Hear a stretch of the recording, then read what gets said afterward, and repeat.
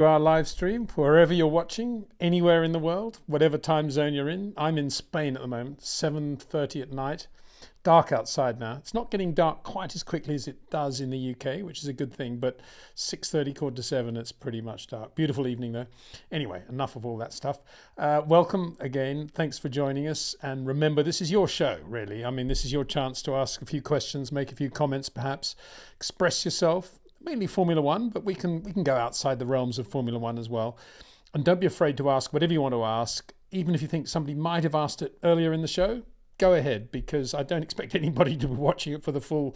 We're planning to do like 2 hours if we can, but don't be backward and being forward is what I'm saying. And remember, of course, that the video will be on the channel afterwards for you to watch and to fast forward whenever you need to. And I'm going to try and put a few shorts out from a few moments as well, which might be quite fun too after each live stream we do now. So with no more ado, starting with Matthew Brown, who sent a very nice yellow coloured question. Thank you very much indeed, Matthew. Hi, Peter from North Carolina. Do you think Max could be the next 7-time champ? The form he's in is scary good. Fast as Hamilton with style and ruthlessness of Schumacher. Love your show. Well, I'll just put that one up on the board, if that's the right word. Where am I doing? I've got to get back into the swing of this, haven't I? How do I do all this? Here we go. Get rid of that one. And then we put up this and just going to do my editing now. Get everything into the right frame of font size. Have to do this manually. It's very odd, isn't it? But anyway, hopefully that looks all right. Oh, okay, no, it's too big now. Gonna get it there. Oh, you see Matthew Brown. You can see the amount of money he's donated. That's very kind, Matthew. I didn't mean to put that up actually, but anyway, there it goes.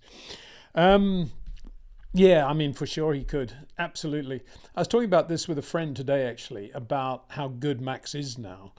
And I made the point, I don't think I made it very well. I made the point that one of the reasons he is so good now, so in italics, is because, and this isn't saying that this is the reason he's quick. This is saying one of the reasons he is so good, if you get my gist, is because he's always been in a very good team with a very good car, and he knows those people so well, particularly Adrian Newey, Christian Horner. And it's a very good team as well. It's one thing to know your team if they're midfield. It's another thing to know your team if they're the best team in Formula One. And he fits there like a glove on a hand, doesn't he? And it's absolutely a perfect situation for a driver with that amount of talent.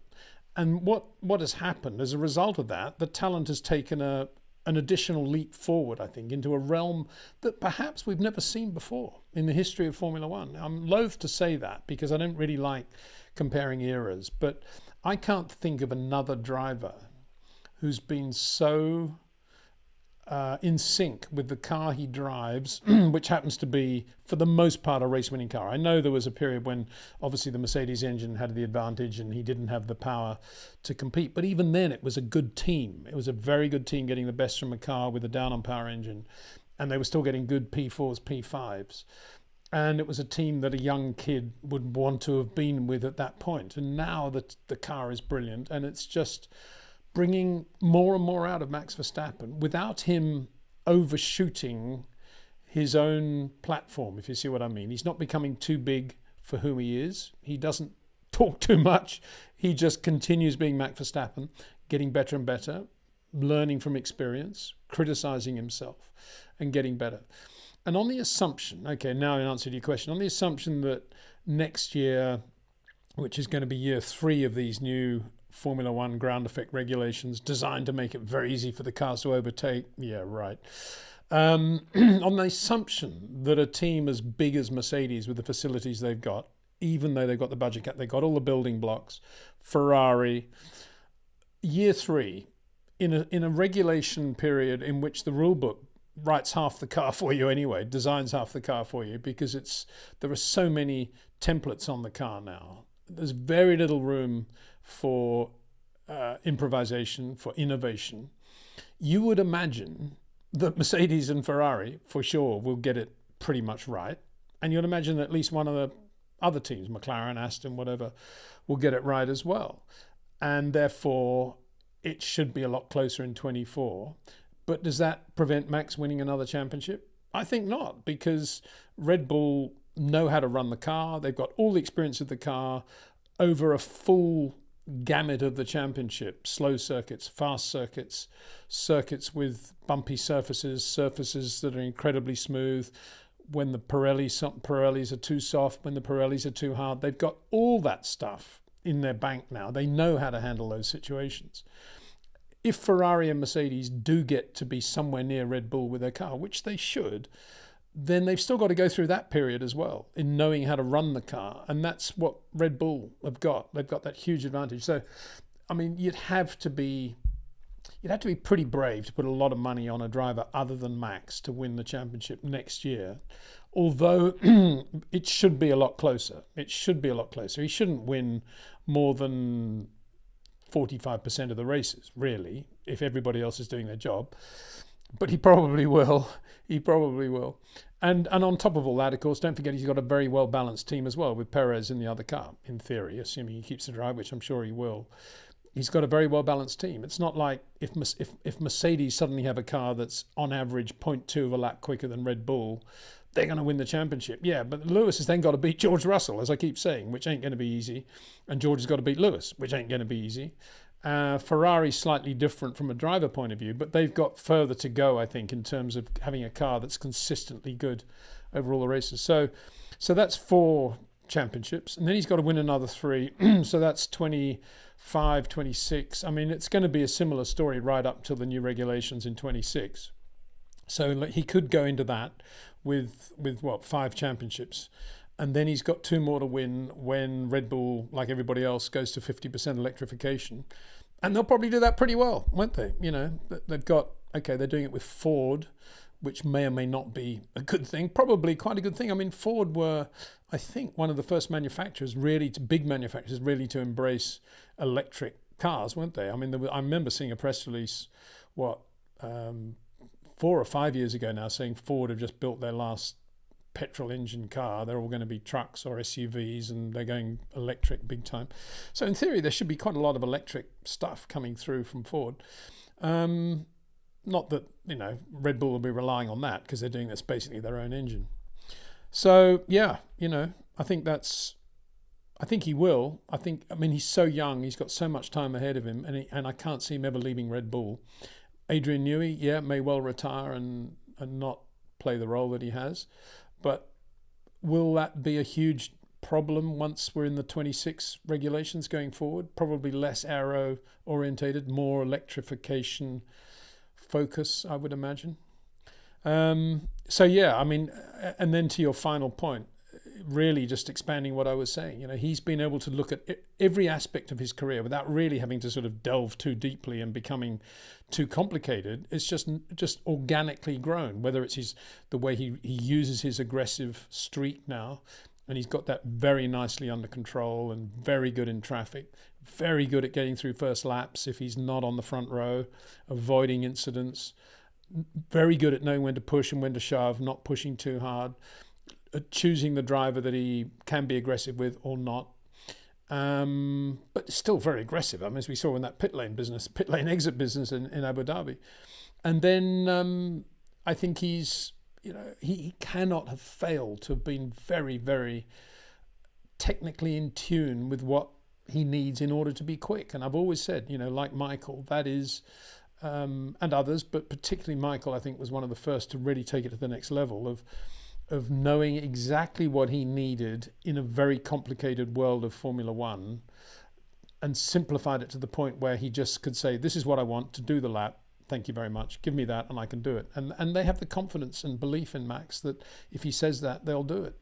And he'll take care of everything else, whether it be understeer, oversteer, tire deg, you know, don't worry about all that stuff. I just need a car that gets me into the corner. I don't want any bouncing, all right? I can do the rest.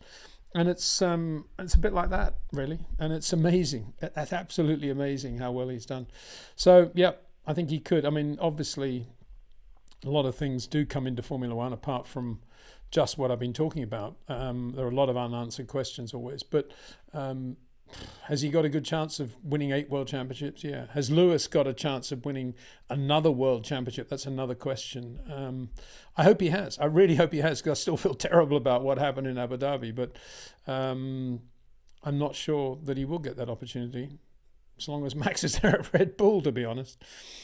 Okay, thank you very much indeed for that question. So let's go on to the next one, which is, okay, I'm a bit out of sync with what I'm doing here. Let's have a look. Text.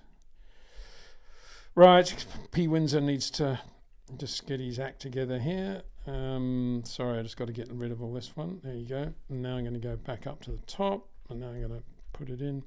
So this is from North Carolina. Okay, hi there. Yeah, I know North Carolina well. I lived in Charlotte for a while. Lovely place. Very, very motor racing orientated. I mean, obviously a lot of great IndyCar teams there, the wind shear, wind tunnel, and all sorts of things. And oh, well, I've still got rid of that Matthew Brown bit. Sorry about that.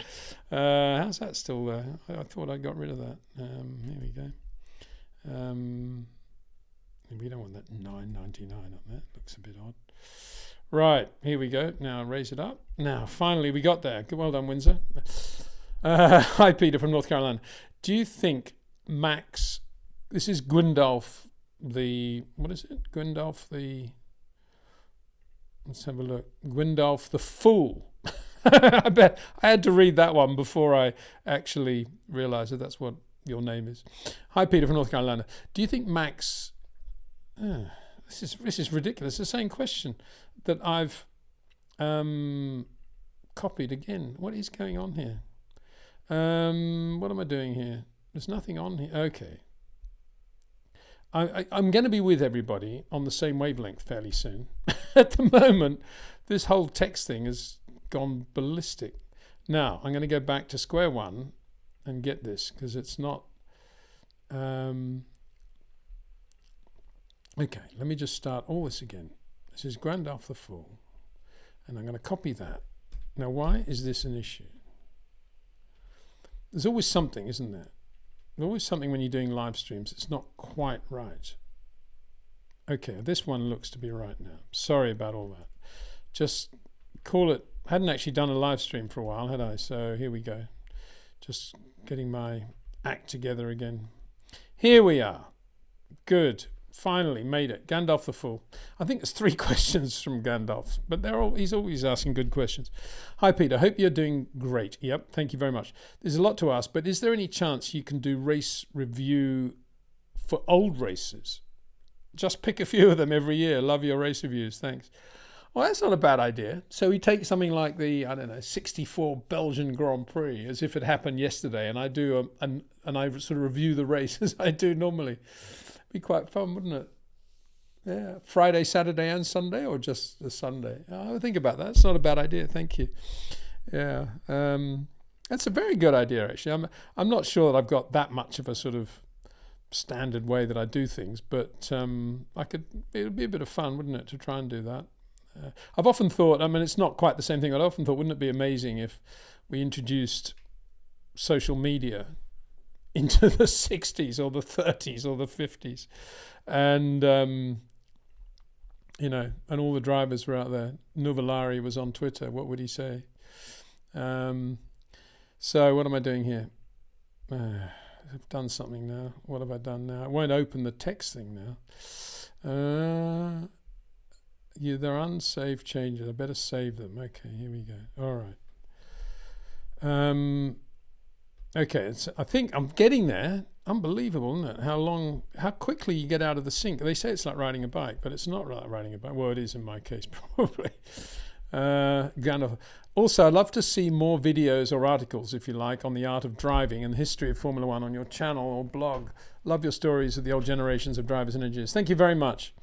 You know, it's not a difficult one. It's so nice to have a comment like that, because I'm not really, but a lot of people are so driven by stats and data and trends that, oh no, nobody's interested in the past, nobody's interested in technology, nobody's interested in Ayrton Senna or whatever.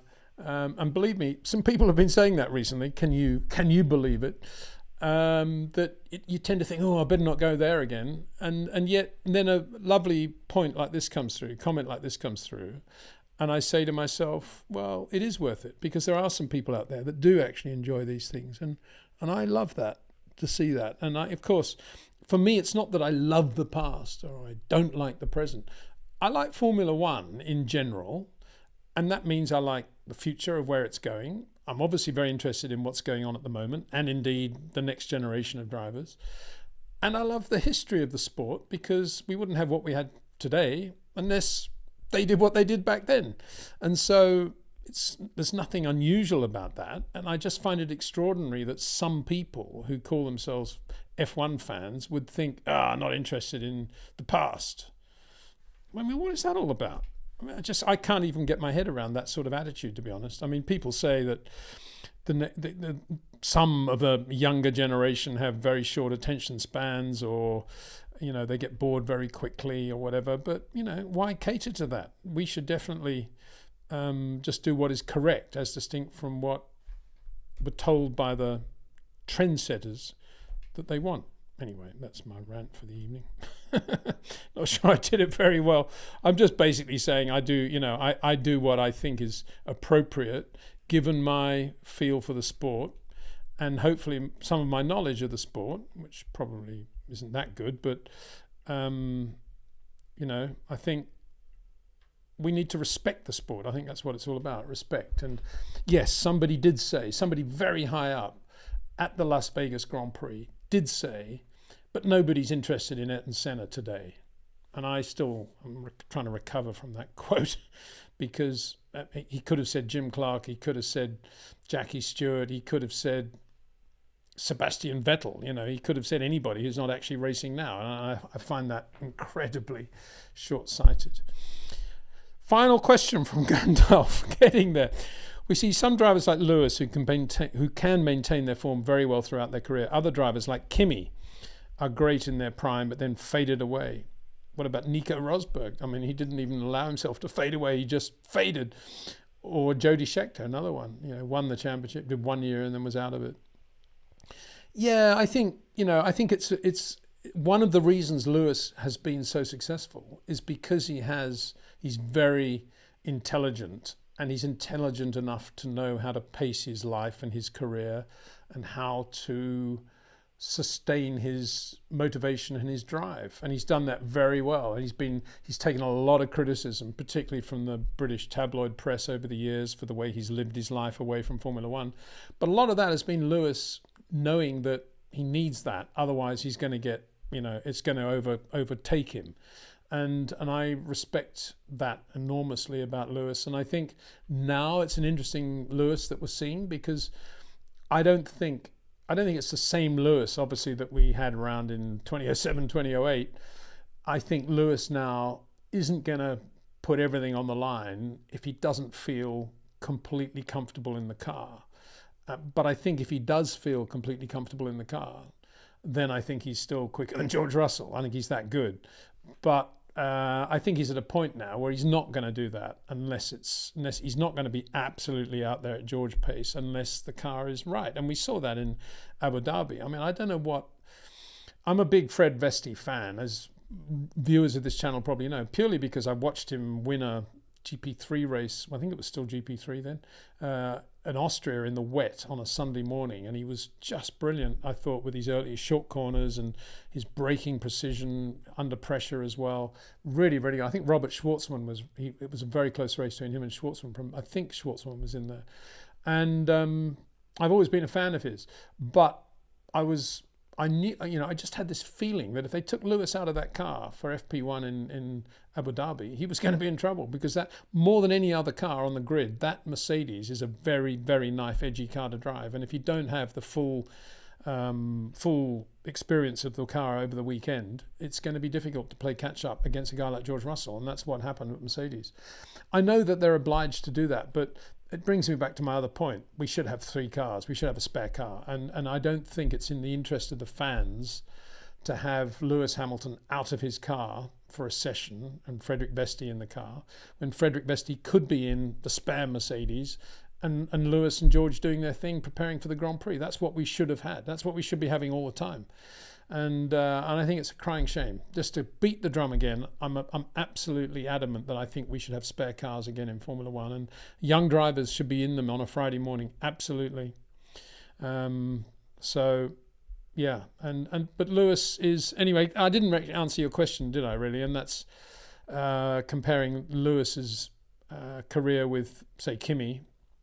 And I think, yeah, I mean, Kimi had a very different approach to life, and he sort of floated through real life, and he floated through what you and I would call real life, and his real life, motorsport, he took very seriously, but he floated through the rest of it. And I think in the end that sort of permeated into his racing as well. And I've said this before, I think by the time he got to Ferrari, I think he was probably a tenth or so off his very best at McLaren. We're talking about one lap now.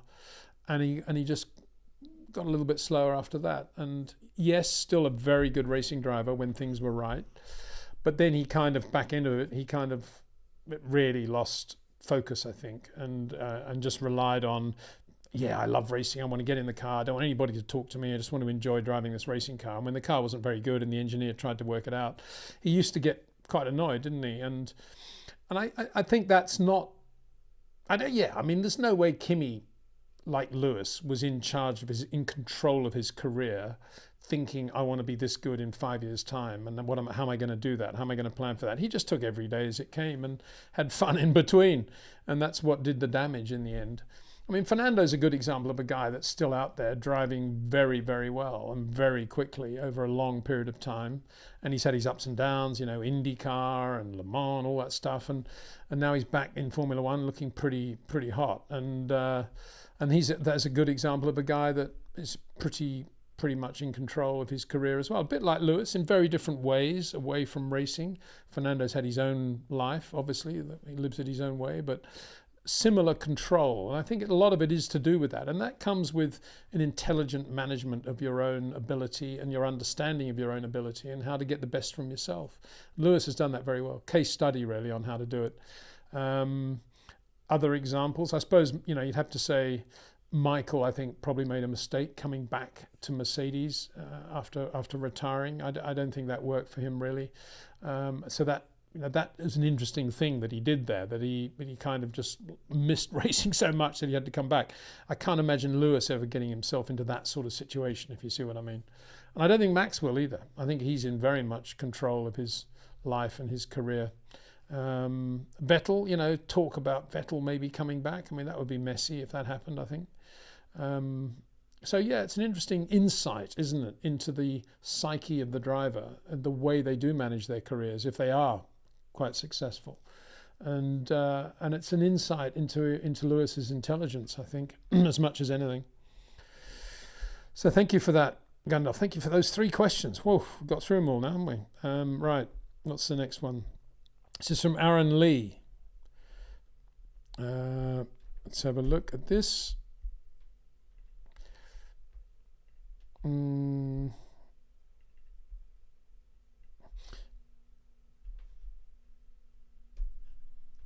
Okay. Oh, that's an interesting one. He's planning to go to Monza next year. Aaron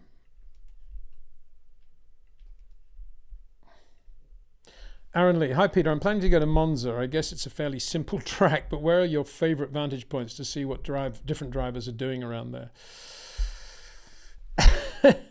Well, my favourite vantage point used to be the Marshall's post on the entrance of the Parabolica, the raised one on the pillar, and you go up there, and I used to sit next to the marshals there watching him go into the Parabolica. You could really see short corners, and that was the first time I ever saw on the left rear, I saw the colour changing on the tread as the left rear picked up speed and load going into the Parabolica. You could actually see the tread just getting darker as it went across the tyre. It was really impressive to watch. That was back in 75. I remember seeing that on the big Goodyears. But you can't do that anymore. They'll probably throw you in jail if you try to get in the marshal's post. I used to just go along there with my, photographer's journalist armband and start chatting to the marshals over lunch and give them a salami sandwich, and then I'd climb up and they'd say, "Hey, va bene, sì, no problema," and they'll watch from there. That was a great place to watch. As I say, you can't do that now, so that doesn't really help you, does it? Today, I'm not exactly sure. I used to watch from the first chicane as well, but yeah, it's quite difficult to see any differences between the drivers if you're in the spectator area of the first chicane. That's difficult. I don't think you can get into a great location either for the second chicane. And I have to confess, I'm not exactly sure what the spectator situation is at the Lesmos these days. If there is a grandstand at the Lesmos, I'd probably say the Lesmos. I should know this, shouldn't I? I just don't know if there is or there isn't. But I can't imagine there is, because there's a lot of runoff area on the outside. So where would the grandstand be?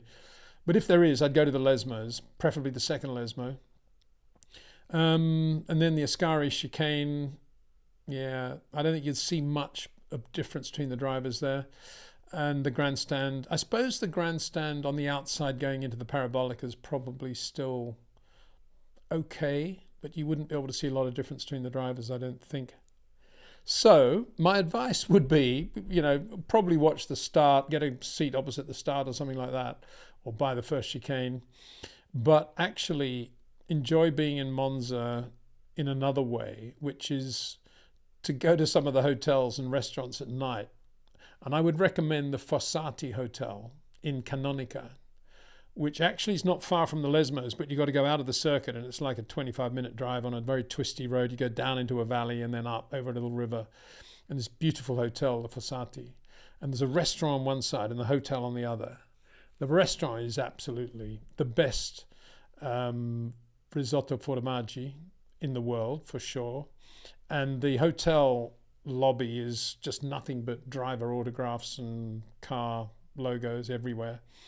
And I would be surprised if in the course of the 3-day weekend, if you went regularly to the Fossati, if you didn't see the odd driver or two sitting around there. And that's what Monza's all about.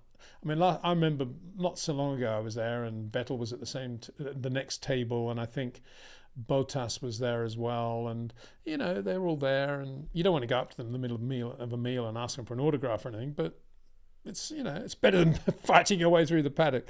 So that's what I would do, actually, Aaron. I would enjoy Monza's extracurricular activities rather than expect too much from the circuit, because it's flat, it's difficult to see real action. I mean, some of the camera angles are not bad, TV camera angles, but from a spectator's point of view, it's more the atmosphere, the roar of the crowd, the smell of the grease paint, and just enjoy it. Aaron's asking another question now. Everybody's getting two or three questions in now. I suppose that's a good thing, isn't it? This is from Aaron as well.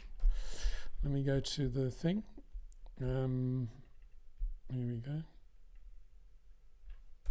Right. Speaking of Monza, are you able? I'll put this in the right format before I start.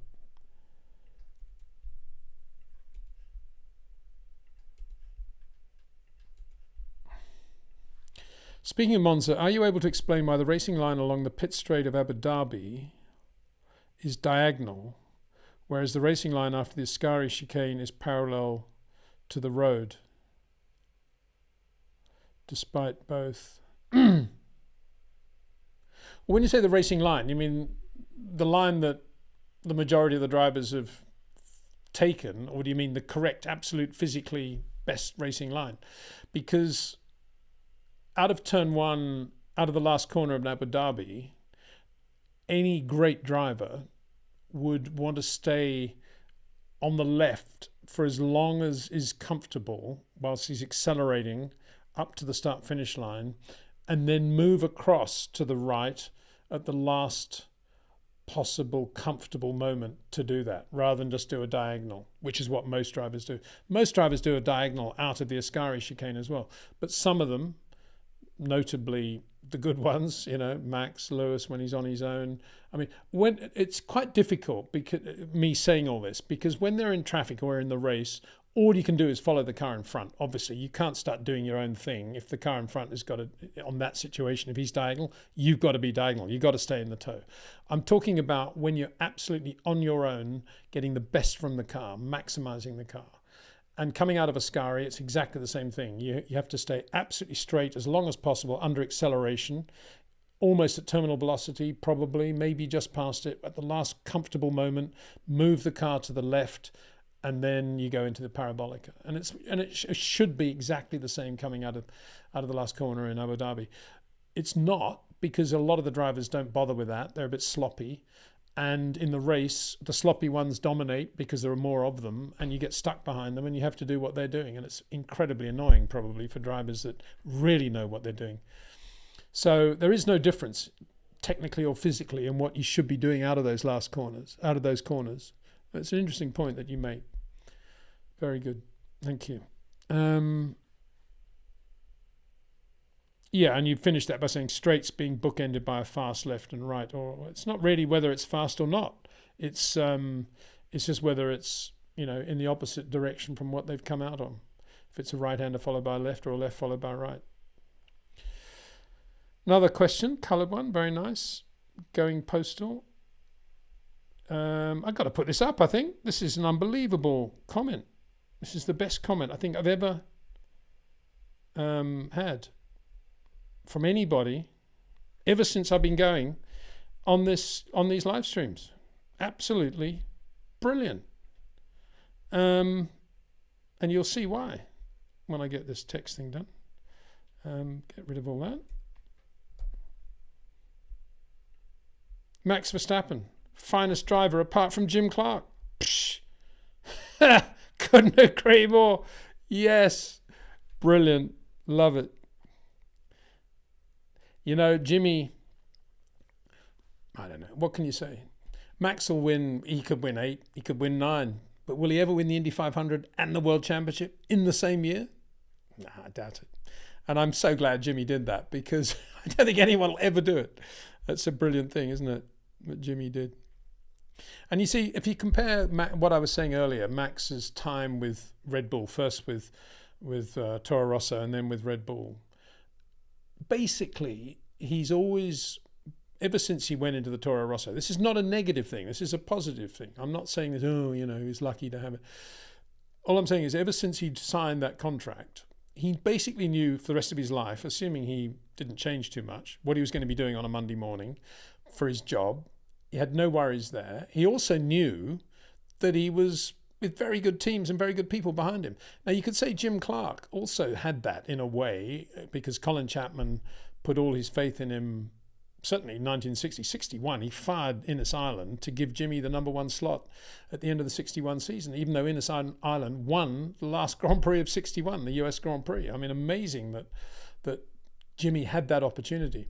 But even though he did drive only for Lotus in Formula One, there was always the worry of the fragility of the Lotus, of having to spend half the race just making sure the car did finish because something had broken, or this wasn't right, or that this was potentially going to happen. And in Lotuses, a lot of drivers had accidents. So Jimmy would never have had the peace of mind throughout his career that Max Verstappen has had. Interesting, you know, comparison between the two. But I would say, I mean, Jackie Stewart told me once that when he was sharing a flat with Jimmy, that there was a knock on the door and he opened it and it was Jimmy. And Jimmy basically just walked in and passed out. He was absolutely mentally and physically shattered. And, you know, I can't imagine Max Verstappen passing out because he was mentally shattered, because, you know, he drives for a great racing team and drives a great racing car most of the time. And yet, and all that, and that shattered business would have been the danger element that Jimmy always had to live with. And so, yeah, you know, you take all that into account, and Jimmy is still, well, he absolutely, you know, I totally agree with you. Brilliant. Thank you very much for that. Great. Now we move on to Kyle Miskovsky. Let's have a look at Kyle. What your question is, comment. I keep saying, you know, sooner or later somebody's going to, because I put these up before I actually read them. And sooner or later it's going to bite me back probably, but I hope nobody ever does anything too nasty. I don't think they will. Very nice people on this channel, always. Very nice, well-behaved, polite, kind. Kyle. Hi, Kyle. Hey, Peter. In past, you've said some drivers on the grind do driving days with a coach. Have you heard of Lewis Hamilton having a coach, or does he drive off purely instinct and God-given ability? No, I've never heard of him having a coach or working with a coach, and I think he does indeed drive on pure instinct and God-given ability. But having said that, I think he's got a very, very systematic way of being self-critical and making sure he doesn't, if he makes a mistake, he doesn't repeat that mistake if possible. Talking technically speaking within his driving, not necessarily traffic stuff. And I think, you know, that is obviously, he's a self-coach, if you like, self-taught. But in terms of the way he actually drives the car, I'm sure over the years he's refined the way he uses the steering, the brakes and the throttle based on not only his own experience, but watching other drivers and teammates that he's had, and perhaps periodically talking to them or looking at their telemetry or whatever it is. But generally speaking, it's a God-given talent. This little bit of extra stuff that I talk about, this ability to shorten the corners, it's not just a feel for elongating the straights into and out of the corner. It's also the suppleness and the rate of input, natural rate of input, which is completely in sync with the dynamic forces of the car. That is the natural thing. And there are a lot of drivers who are not perfectly in sync, but pretty near it, who can do a very, very good job in a racing car. But in order to do a perfect job in a racing car, you've got to have that little bit extra. And I think that is God-given. And I mean, the interesting one for me is Lando Norris, because he's now got a teammate at McLaren who's definitely got a feel for shorter corners, more of a feel for shorter corners and executing them than Lando has. And I'm not sure Lando even, as I've said before in a couple of videos, I'm not sure he even has an understanding of why a shorter corner would be an advantage. And maybe that is how, when Piastri does out-qualify him periodically, that's how he's doing it. But this I'm absolutely sure of. I think Lando does have the God-given ability that you're talking about to be a driver who can execute beautiful short corners. I just don't think anybody's ever shown him how to do that, or told him to do that, or instructed him to do that. And that's the problem. And I don't think anybody at McLaren is either. But I think he has the natural talent to do that, because you see it in so many other things he does so well in the car.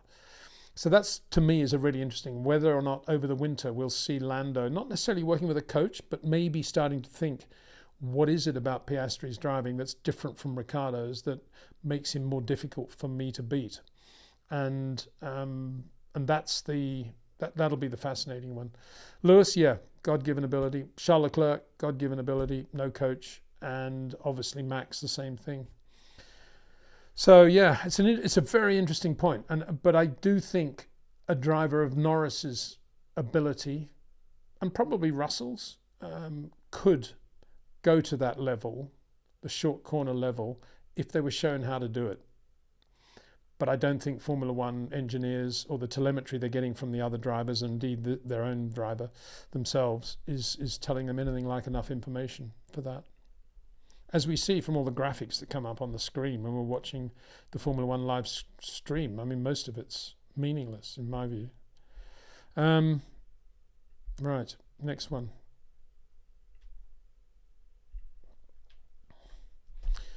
Right, just about getting back into the swing of things now. Just about.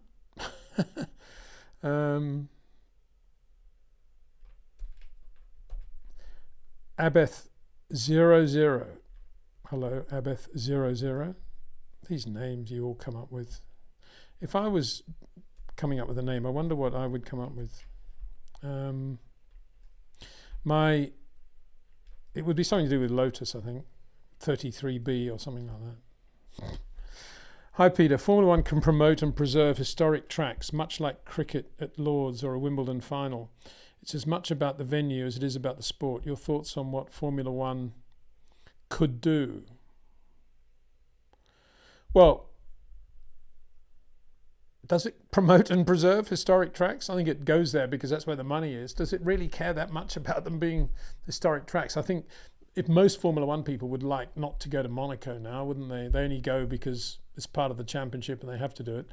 And we know better, don't we? It's one of the great race circuits, and it's an integral part of the championship. It's a shop window for all the sponsors, and it's an absolutely vital part of the whole thing. You know, the problem in comparing Formula One with tennis or golf or cricket or whatever is that money is much more important in Formula One, because the teams need the money to go racing, to employ all the people and do all the things they do and have the motorhomes they have. And because of that, money is always foremost in everybody's mind, even if they may say, isn't it wonderful to go back to a great classic track like Spa? They always say that, don't they, in the press releases in the build-up to the Belgian Grand Prix, or we're going to Monaco now, one of the great historic races, or Silverstone, one of the great tracks. But it's all about money, ultimately. And if there was a, if the whole live situation suddenly began in Formula One, and in order to have, and every driver was paid $45 million to race in a Saudi Arabian Grand Prix on the same day as the British Grand Prix, I think Formula One would go to Saudi Arabia, So the last part, your thoughts on what Formula One could do. My thoughts are what I hope I expressed before the Las Vegas Grand Prix, and that is that we may not be able to sustain some of these classic races because of finance, because of the congestion caused by a street race, whatever it is. Spa, always slightly on the edge financially, I think it is. The new circuits that do come in with the money should be encouraged to build renditions of the classic circuits, whether it be the Nürburgring, Spa, Monaco.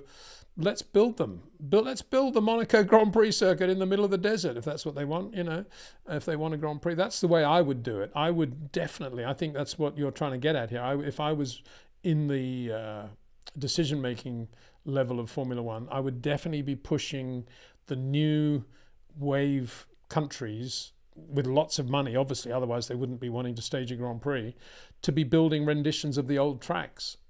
And I think that's got an enormous appeal for the fans, for the country involved, for the drivers, and it gives us a longevity in our sport and a flux, if you like, that goes back to the heroes who started it all. And yeah, I mean, I have no idea what the original Donington was like when Tazio Nuvolari raced an Auto Union there, but I'd love to see that circuit in the middle of wherever, Saudi Arabia, instead of the circuit that we've got. And that's how I would do it, and those are my thoughts, really. I suppose I have to finish by saying I don't think that'll ever happen, but I don't really want to say that, because who knows? Maybe somebody out there might think, yeah, that is a great idea and we should be doing more of that. Let's continue to sustain the history of the sport by building replica circuits on which we race today with the modern safety standards. Obviously, that's very important.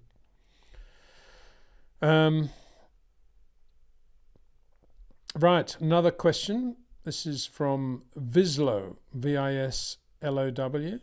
Thank you very much indeed, Vislow. I'm just going to do this now. It's another yellow one, I got to say, which is very sweet of you. I've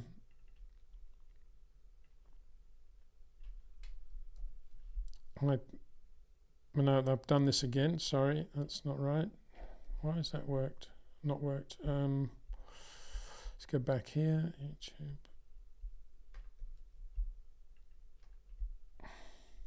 Let's do this again. Sorry, I'm going to start this again. That's there. And this should be okay now to copy into here. A bit laborious, all this. Yeah, this is fine now. It's a good question, I think, from what I can see. Not sure I know the answer to it, actually, but let's have a look.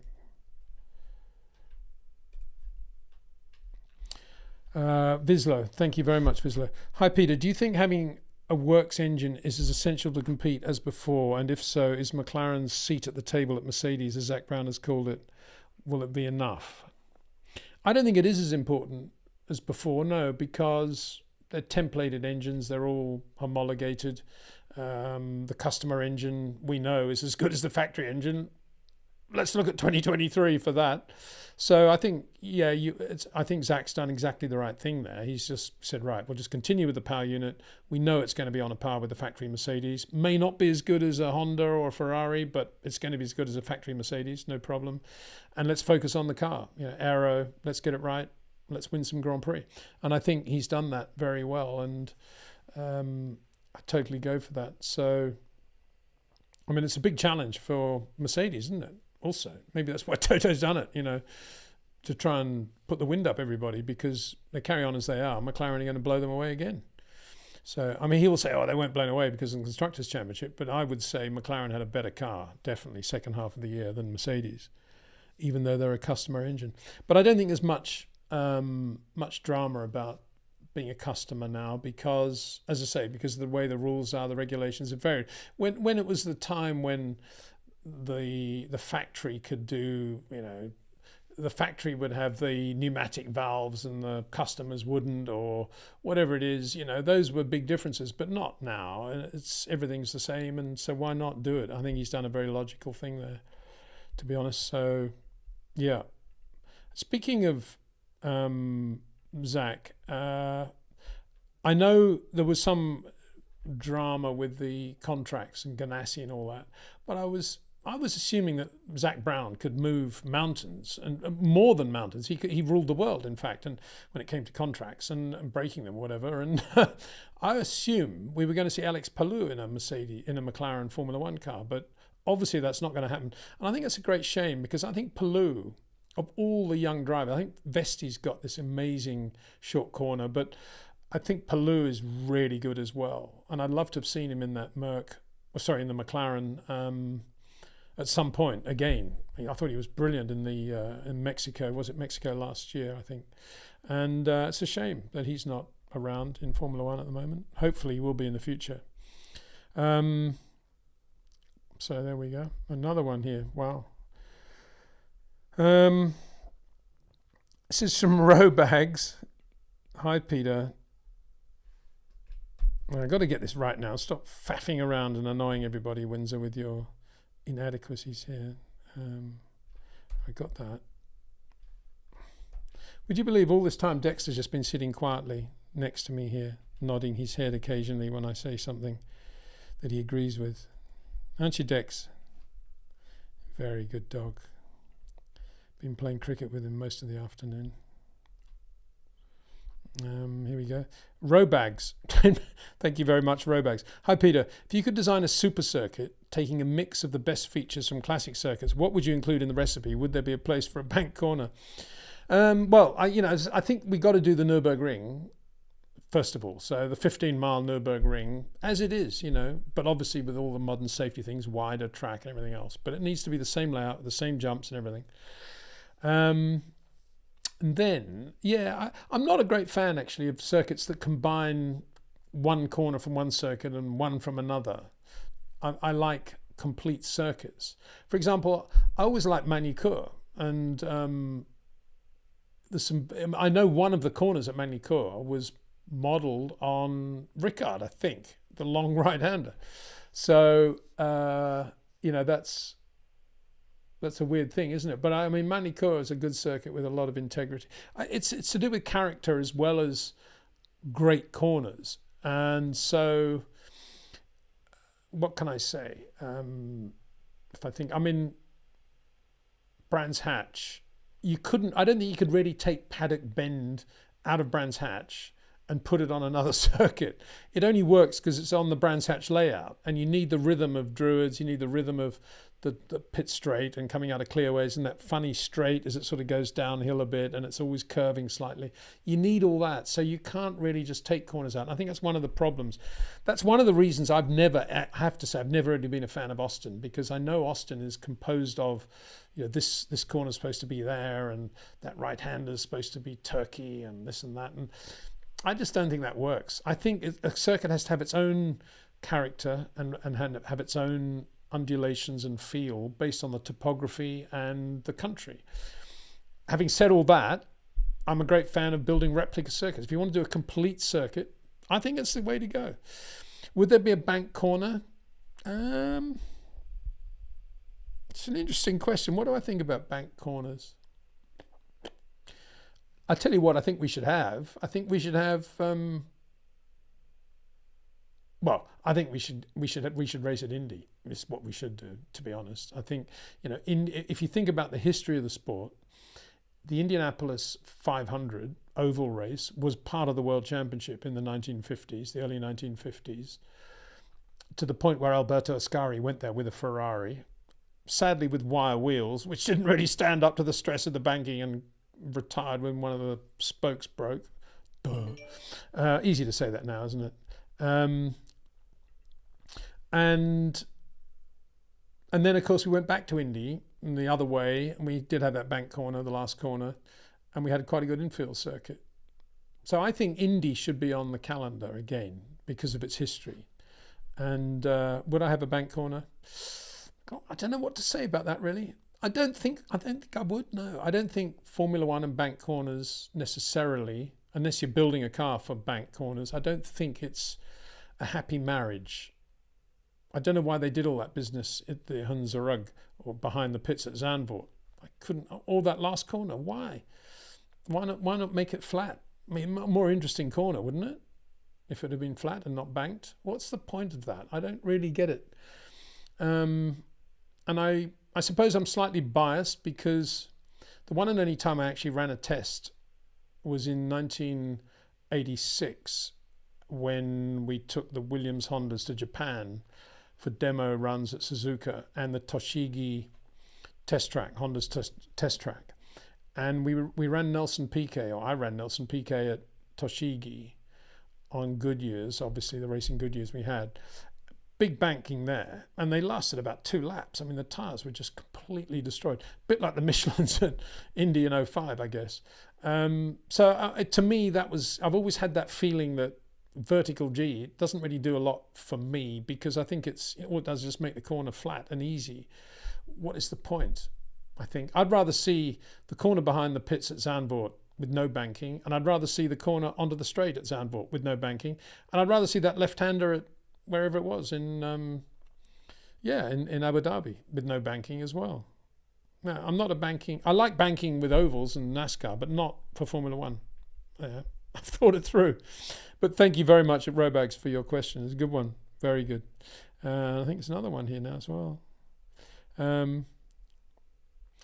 This is going postal again. I don't think I've answered this one, have I? Maybe. Apologies if I have, but I'm going to put it up again because I don't think I have.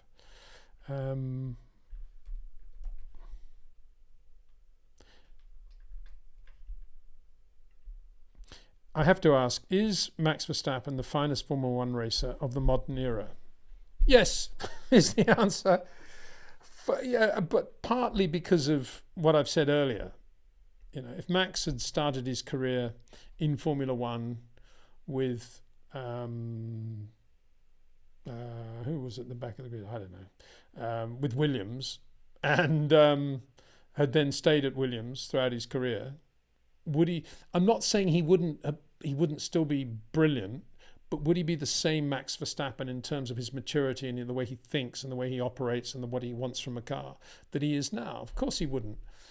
And that's the reason he's so good now, because this is his era.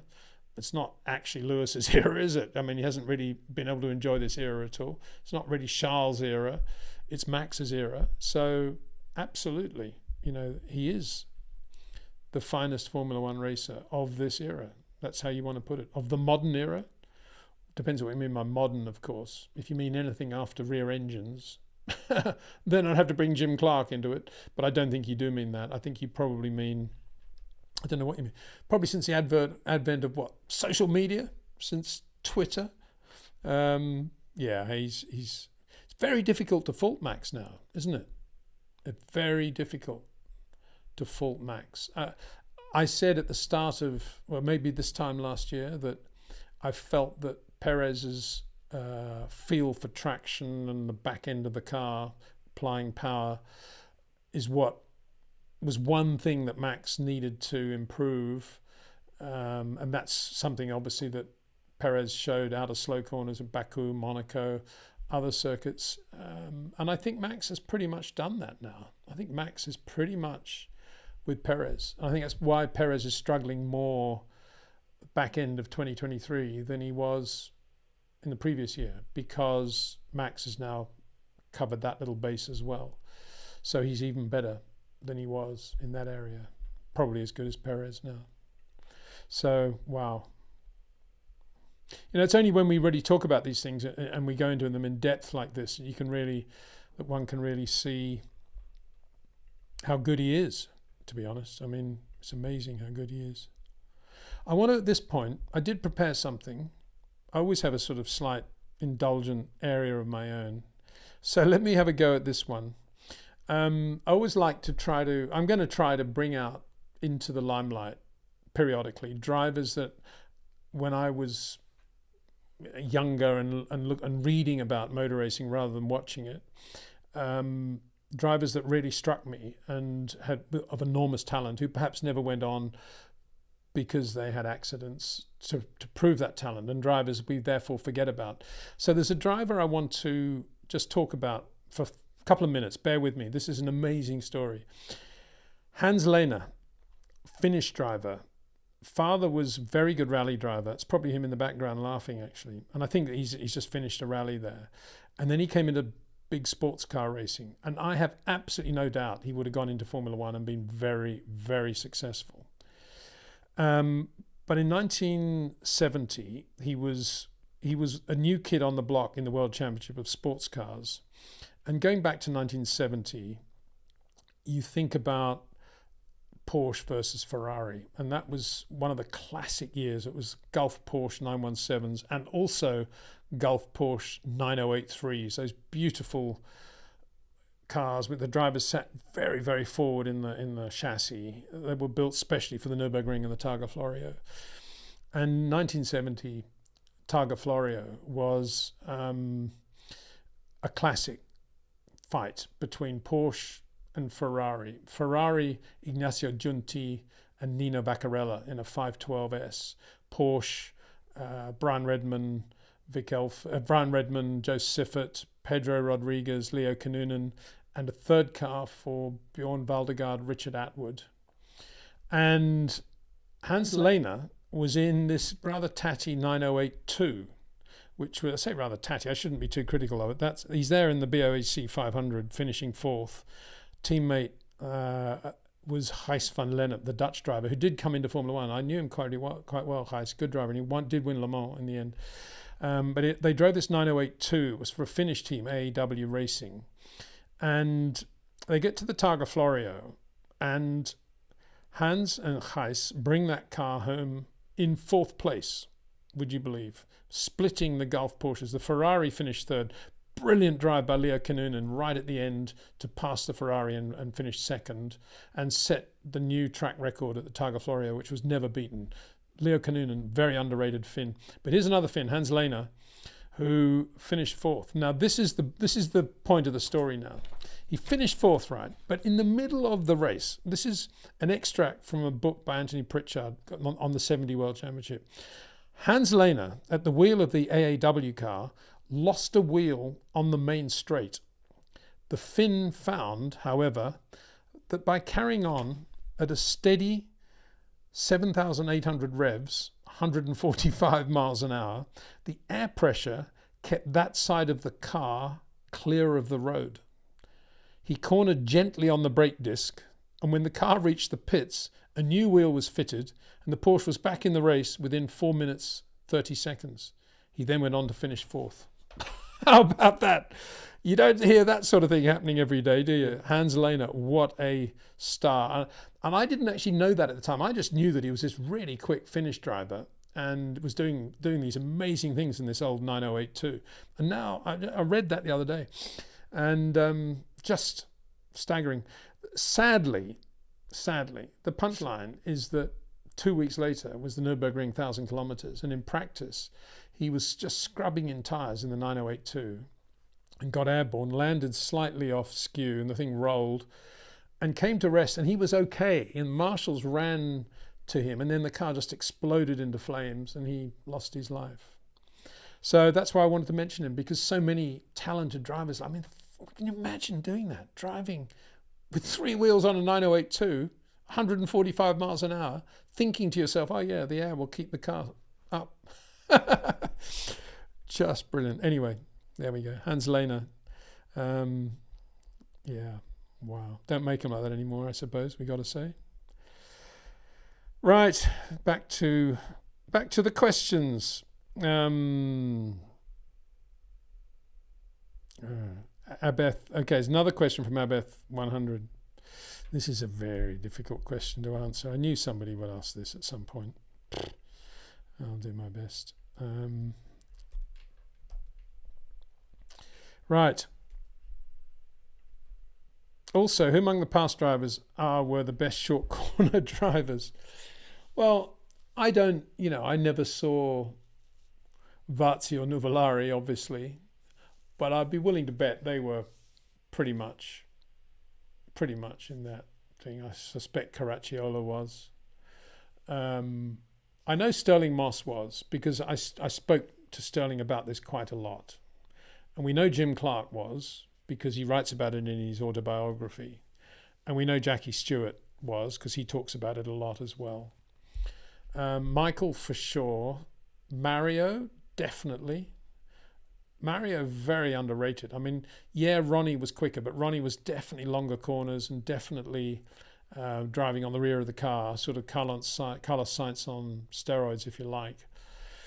And then Prost more than Nicky, I would say. Nigel Mansell, absolutely. Jean Alesi, Jacques Lafitte. Alesi and Lafitte had other shortcomings. They didn't have quite the suppleness or the feel for the rear that a Mansell or a Verstappen has. But they were very, very, very, very good into corners. I'm not sure their rotation was as good as, say, Nigel's. So yeah, there are some of them. Vettel, very much a V driver. I wouldn't include him in that at all. Very much wanted to break in a straight line, admittedly at a V angle, but it was all about just a rotation, very fast entry, and then a rotation at the apex of the V in the case of Vettel. And it only worked on certain types of corners with him as well. And for sure, Lewis, Charles, as I've said many times, Max, obviously. Not Nico Rosberg, although he did manage to pull it off periodically. He worked very hard at it. Valtteri a little bit when he was really at his prime at Mercedes, but not much. Kimi, definitely Kimi in the McLaren days. I think he got sloppy, as I say, later on in his career, but he definitely, that's where his pace came from at McLaren. I think his corners were a little bit shorter than Mika Häkkinen's. And that was the difference between the two. Kimi was unbelievably quick in the McLaren days.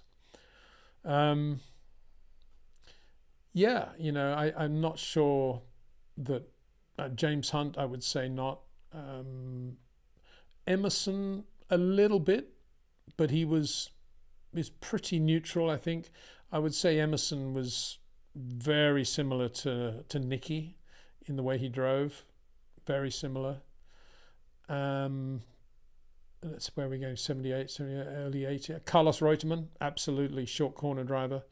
Par excellence, very, very good. He had other shortcomings as well. Not necessarily in what he needed or couldn't do with the car, but in other aspects of his makeup, I think, as a racing driver. Mentally, probably, his mental approach wasn't as strong as it could have been. But in terms of technique, absolutely, he was state of the art. Who else? I'd love to pick somebody who wasn't. Tony Bryce, Tom Price, Roger Williamson, all of them from my memory were all pretty oversteery, wide entry drivers. Jean-Pierre Jabouille was quite. I'd say he was at least as short as Jacques Lafitte, actually, in the way he drove. Gilles Villeneuve, no, he was definitely not a short corner driver. Gerhard Berger wasn't. So yeah, Ayrton Senna wasn't. Yeah, interesting to go through it all. As ever, I've probably missed the most obvious one. I'll probably remember it a bit later on, but thanks for the question. Really good. Right, next one. Okay. This is from Kurt Borman. My Williams mate, not probably. I think that's what he's saying here. Let's have a look.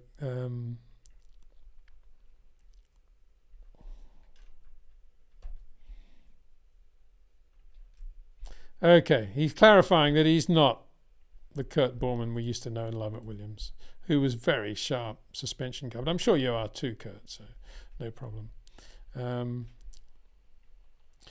Hi, Peter. Trust you well.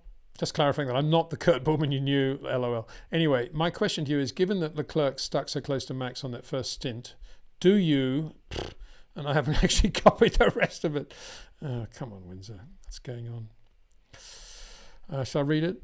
Oh, no, I did copy it. There's nothing else.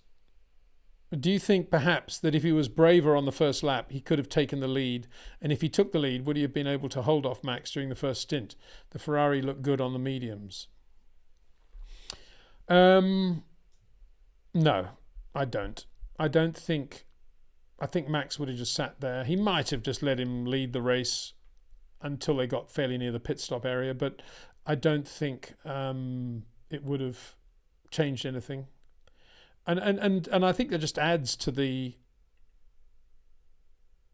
aggression, really, of Max Verstappen. And that's, as I said in the video, he didn't need to do that. He was going to win that race. He could have passed Leclerc 10 laps into the race, or 15 laps, or in the pit stops. But he was out there racing wheel to wheel. I mean, that was as good a wheel to wheel stuff as Max versus Lewis at Silverstone, I think, in 21, and until they got to Cops, of course. And it was really impressive to watch. Really impressive, I thought, how those two guys were just inches apart, side by side. And Max didn't need to do any of that, really, but he did. And it's because he's a racer, and he didn't want to not lead that Grand Prix. And so, from start to finish, if he could. So yeah, Charles did all he could, but at that, I mean, you make a point, which is not up there, but they did look good on the mediums. But then don't forget how relatively easily Max started to pull away from Leclerc, and we don't know how much Max had in hand at that point. I would suspect at least a second, probably, when he was put on full tanks. So yeah, I think Leclerc did all he could, really. I was surprised he did that much, actually. I mean, that pass on the end of the straight on the left there in the dirt was pretty good, wasn't it? Quite good. It's the best moment of the race, really, probably. Yeah, good. Thank you. So this is Nicola Losa. So just to clarify things, I didn't get that last one wrong. It's just that it was in two parts, you see. That's why I didn't copy the other part. So I forgive myself on that one. Right.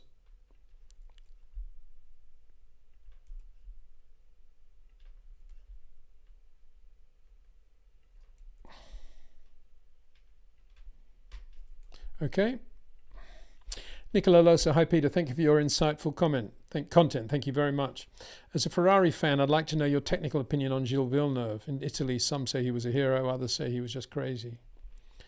Well, he was crazy. No, he wasn't.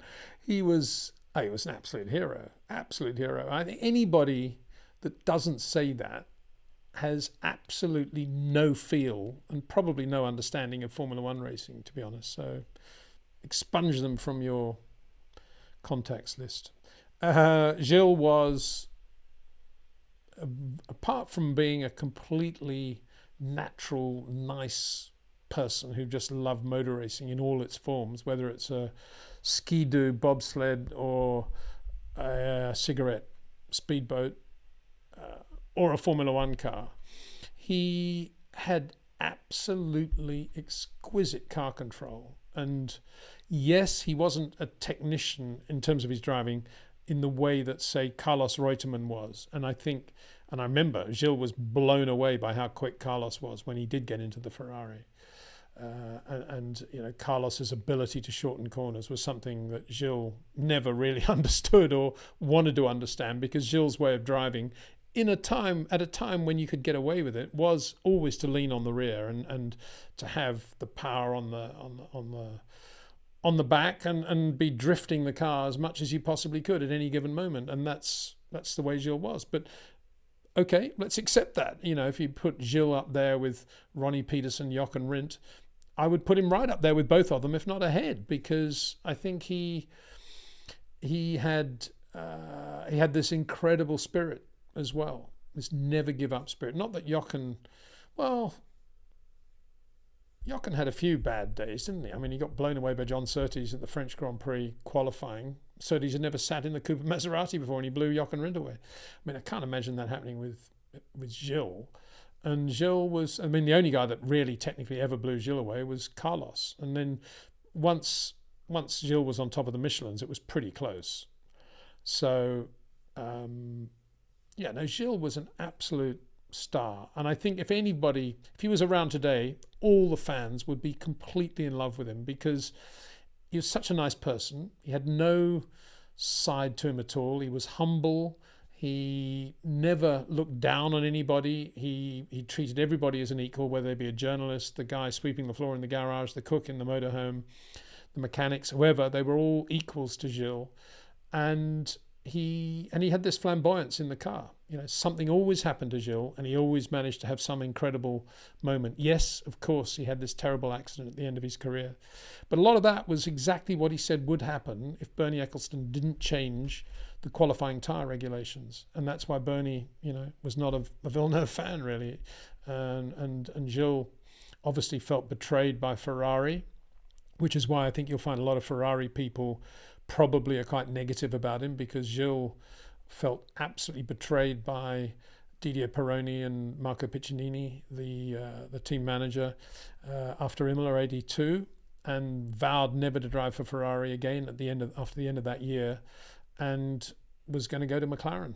And so therefore there'll be a lot of Ferrari people today, I guess, who remember that, maybe friends of Marco, I don't know, who might who probably say, oh, Villeneuve was crazy or whatever, but he wasn't. He was a very, very ethical, good person.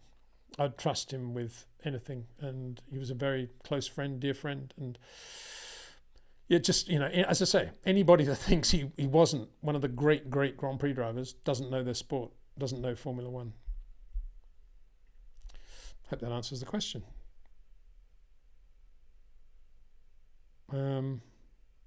Alessandro Durango asked me a question. I've never even heard of the person. I'm going to have to do one of these Wikipedia things now. What's all this about? Possibly a strategist, is it? Is this a strategist person? Strategy person? I better look up Ruth Buscombe. Everybody else, I'm sure, just go and have a coffee or something. I'm sure you all know who Ruth is, but I have no idea. Let me have a look. Ruth. B-U-S. Ruth Buscombe. There you go. Strategy. Strategy engineer for Alfa Romeo. Okay.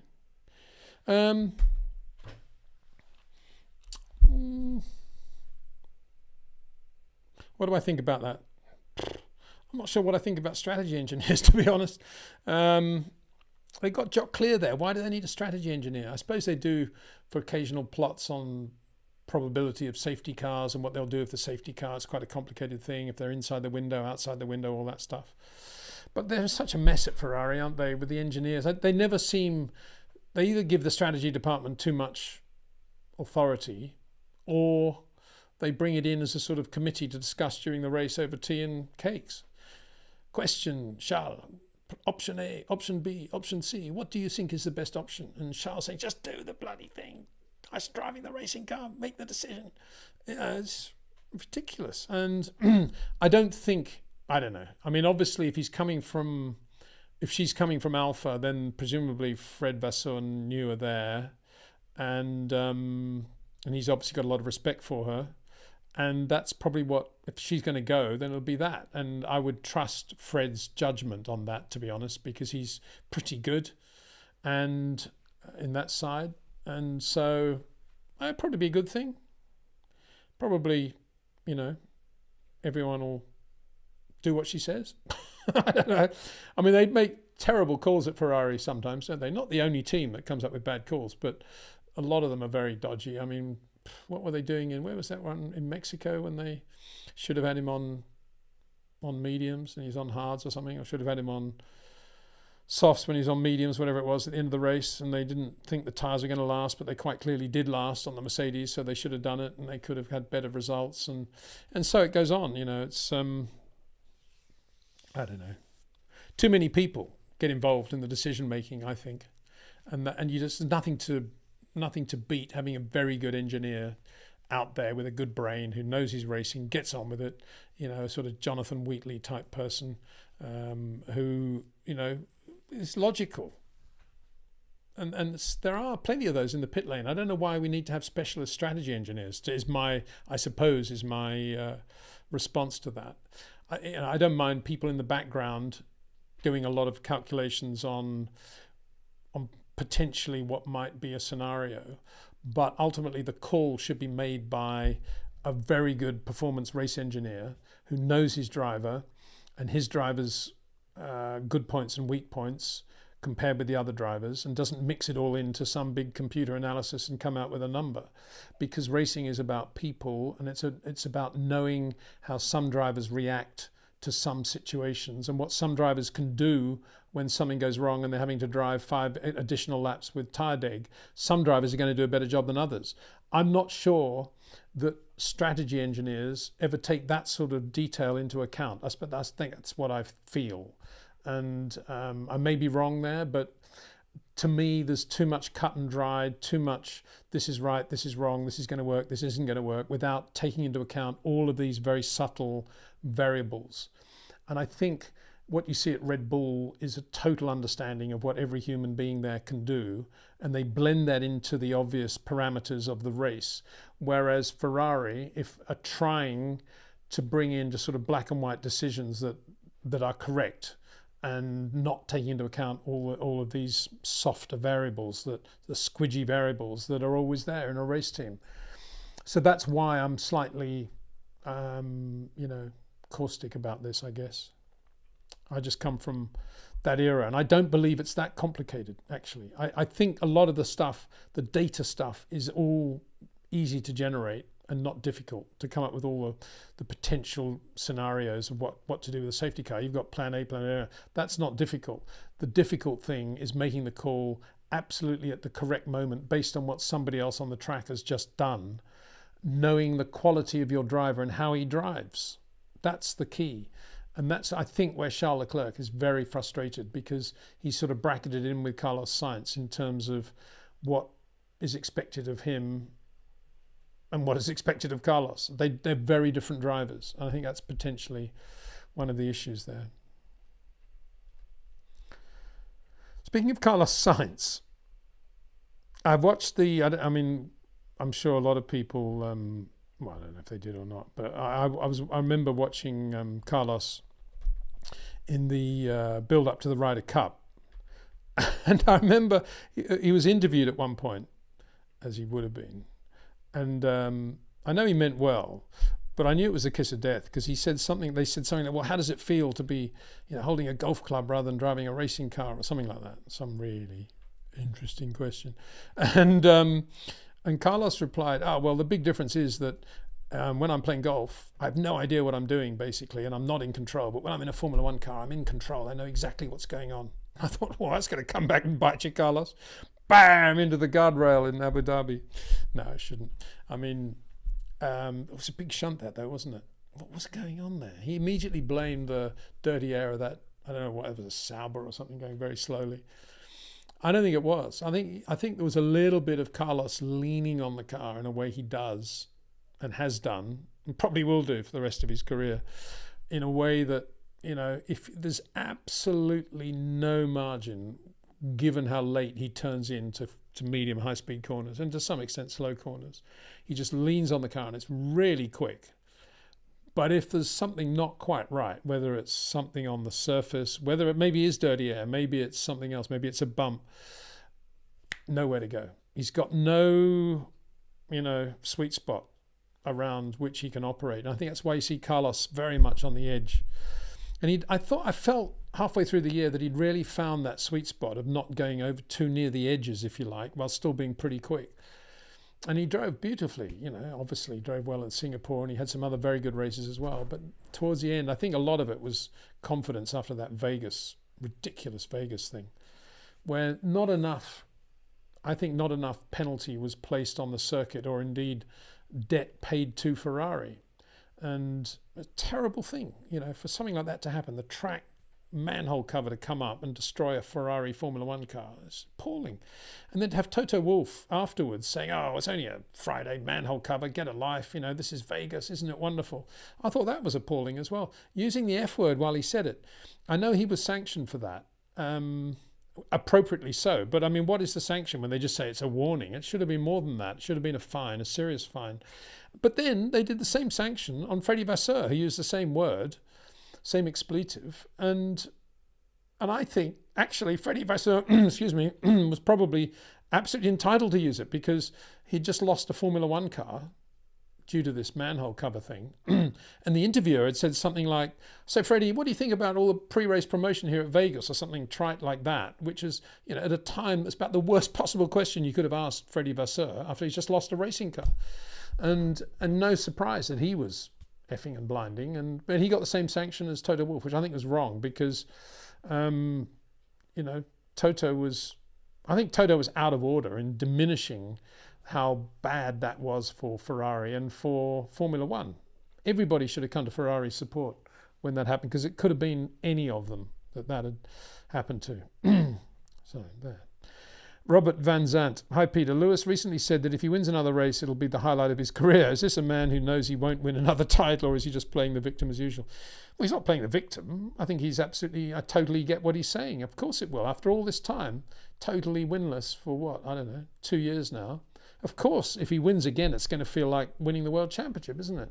Nothing wrong with that. I think it's a totally appropriate, normal thing for him to say. I don't see him as playing the victim at all in saying that. I don't know why you would suggest that, and I don't know why you think he's a man who knows he won't win another race, because if he knew that, he wouldn't be racing at all. Of course not. Of course he thinks that Mercedes are going to have a very quick car next year, and he's got all the talent in the world, and give him the car, he can win the World Championship, let alone Grand Prix. So otherwise he wouldn't be getting out of bed to go racing.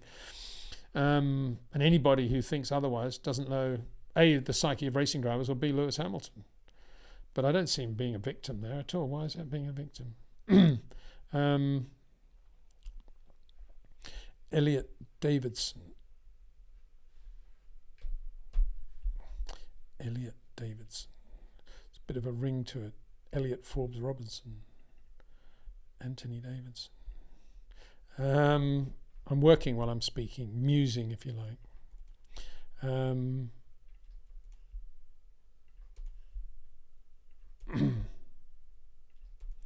Here we go. Elliot Davidson. Hi, Peter. Thanks for your quality content. Thank you very much. If you had it your way, would you get rid of this nonsense cost cap and tight regs to open up diverse development, or go the other way to a more spec formula? No, I'd get rid of the cost cap completely, and I'd have spare cars, and I would want to see teams like Mercedes and Ferrari doing what they've done in the past and build completely new cars mid-season to take on Red Bull and win Grand Prix by the end of the year. That's what Formula One, I think, should be all about. Not all this business of having to build a car for regulations and then you can't touch it and only 2 cars and 3 engines or whatever it is. I think it's completely wrong. I think there are many other ways to save money more effectively in Formula One, and I just wish they would get rid of it. And I just wish we'd had a year 2023 when Mercedes had decided halfway through the year they needed a completely new car, and it appeared at, I don't know, the US Grand Prix. And the same with Ferrari. I think it's very sad that we've got all those talented engineers in those teams who are just not able to do anything because of the cost cap and all the regulations. I think it's completely anti the way Formula One should be going.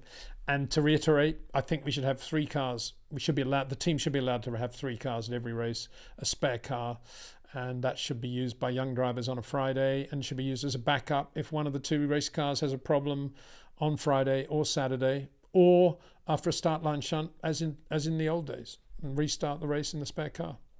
And those rules were great. And I think we've lost a lot of the texture of Formula One because all those things have been banned. That's what I think. Thanks for the question.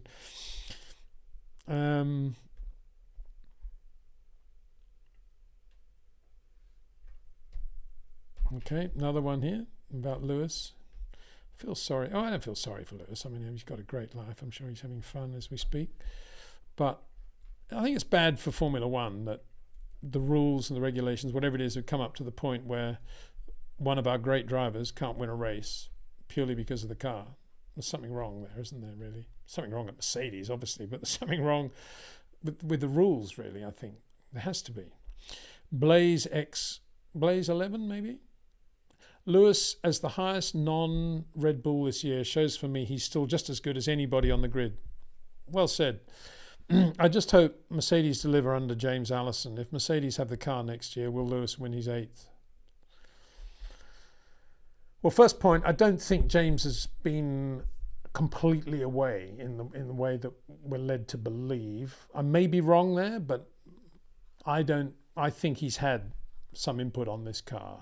So obviously now there's an opportunity, and they've begun the 24 car a long time ago. There's an opportunity to do a completely different car. And let's assume they do a car as good as Red Bull. As I said at the start of the show, I think that Red Bull will still have the advantage, even if the Mercedes is just as good as a Red Bull in every dimension, because Red Bull have got this 2 years of experience of knowing how to run this car in all the different variables that come into play in such a long championship with such a wide range of circuits and conditions and track surfaces and Pirelli tyre compound differences and DEGs and all that stuff. Red Bull have got all that for the car that they basically have and will basically continue to have in 2024, whereas Mercedes will effectively, if they do have a Red Bull, effectively be starting from zero in terms of knowledge of how to run that car. So that's one thing which will make it difficult for Mercedes to beat Red Bull. And then the other is that even if Mercedes do get it right, Lewis has still got to beat George Russell. And that's, as I said from the start, not easy for him to do because, George is never going to go away. He's really quick. You're right there. He's very quick. And Max doesn't have that problem at Red Bull. So in theory, George could be taking points away from Lewis, whereas Perez very rarely is going to take points away from Max. So it's going to be Max versus either George or Max versus either George or Lewis. And that is going to help Max, isn't it? So could he win his 8th? Of course he could, if the car is there. Of course he could. Lewis is really good. I don't think he's any better than Max. I think he can be as good as Max if the Mercedes is really good. But Max wouldn't want George Russell in the other car. That is for sure. So 2 problems for them. 1, how to run the car. 2, the driver lineup at Mercedes. But good question. Thank you. How are we going for time? 9 o'clock. 7. I've got half an hour to go. He says, oh, okay, here's another question from this. It looks like an interesting question. Wow. I love it when I see the name Fangio in a question. What are you doing, Dexter? What are you doing? I think he's found a spider or something down there. What are you doing? What are you doing? Let's have a look. What's Dexter doing? No, Dex. I think he wants... I don't know. What do you want? Do you want to go out? No. I think you're all right for the moment. Darling Dexter. Sorry, I got completely distracted there. Dexter. He's a year old now. Just over a year. Aren't you? He's biting my trouser leg. He's trying to tell me something. What are you trying to tell me? Won't be long, Dex. Half an hour. Did Fangio and Clark ever race in similar machinery at the same time? And if not, what were the differences between them? Keen to know more about those years and who better to us than the great Peter? I'm sure there are many people better than I to ask. Doug Nye would be a good one to ask. Nigel Roebuck would be a good one to ask. No, they never raced. So Fangio retired in last race was 58 French Grand Prix from memory, and Jimmy's first Grand Prix was the 60 Dutch Grand Prix, and he raced in. He was racing 58, 59. I don't think their paths ever crossed in terms of being in the same race ever. There will be those that will say Fangio was not a great sports car driver, very good Formula One driver, but that was his forte. And we see that in the context of Jimmy being brilliant at everything, whether it be rallying, sports cars, Formula Junior, Formula 2, Formula 1, Indianapolis. He was brilliant at everything, touring cars. Whereas some of the Fangio observers will say that wasn't Fangio, even compared with Moss. Fangio wasn't as prolific as Moss in that sense. But comparing them as Grand Prix drivers, you've got the famous Michael T photograph of Fangio down through the S's at Rouen 57 in the 250F Maserati. Perfect four-wheel drift. I mean, that's the picture that Dennis Jenkinson uses in his book, The Racing Driver, which to some extent is the definitive article in terms of describing the art of driving. Under the heading of four-wheel drift, is just a picture of Fangio in the 250F, and he's just going down the hill and very, very fast, high-speed drift in the four-wheel drift in the 250F Maserati. But then you can see Jim Clark doing the same thing with similar tyre widths on, say, the Lotus 25 in 1963 at the French Grand Prix, when he was unbelievably quick in the early laps, and there are shots of Jimmy going through the quick right-hander Muison, and the car's literally four-wheel drift as well. Absolutely superb. So, I don't know. I'm not going to in any way say anything negative about Fangio, really, because I never saw him race. I met him twice, but only just to shake his hand and pay homage to him. But I did meet Jimmy and spoke to Jimmy a little bit, and obviously saw him drive quite a lot. And I would say I can't imagine that Fangio was any better than Jim Clark in a Grand Prix car. I just can't imagine that he was. But I don't think he would have been any worse either. Not really an answer, but Jimmy had a lot of other things as well on top of that made him so great. Sam von Harden. Okay, see what this is.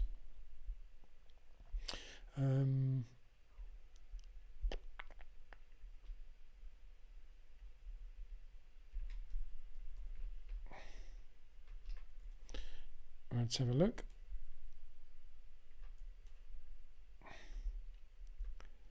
Thanks, Sam, for this question. Don't worry if you think I might have answered it, because what is that? Oh, sorry, I need to do that. No, here we go. That's better.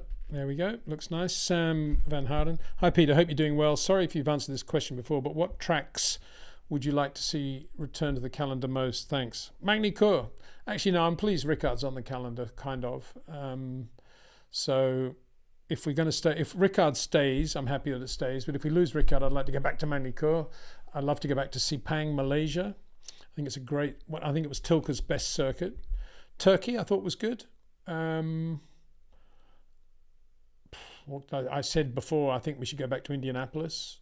I don't know why we don't. I mean, you'd think that with Liberty wanting to have more races in the United States for obvious reasons, that they would have picked the kettle up by the handle and at least got Indianapolis back in there straight away. Not difficult to do, I wouldn't have thought.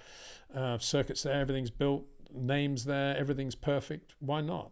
So I'm surprised we're not going back to Indy. I'd like to do that. I'd like to go back to having the Australian Grand Prix last on the calendar. I know that's not really what you're asking, but that's certainly a change I'd like to see. I'd love to see Melbourne being the finale rather than the opening race. I think the Middle East works quite well to open the championship, whether it's Bahrain or Abu Dhabi or whatever, or one of those other ones, Qatar or Qatar, as the Americans have been saying, Qatar.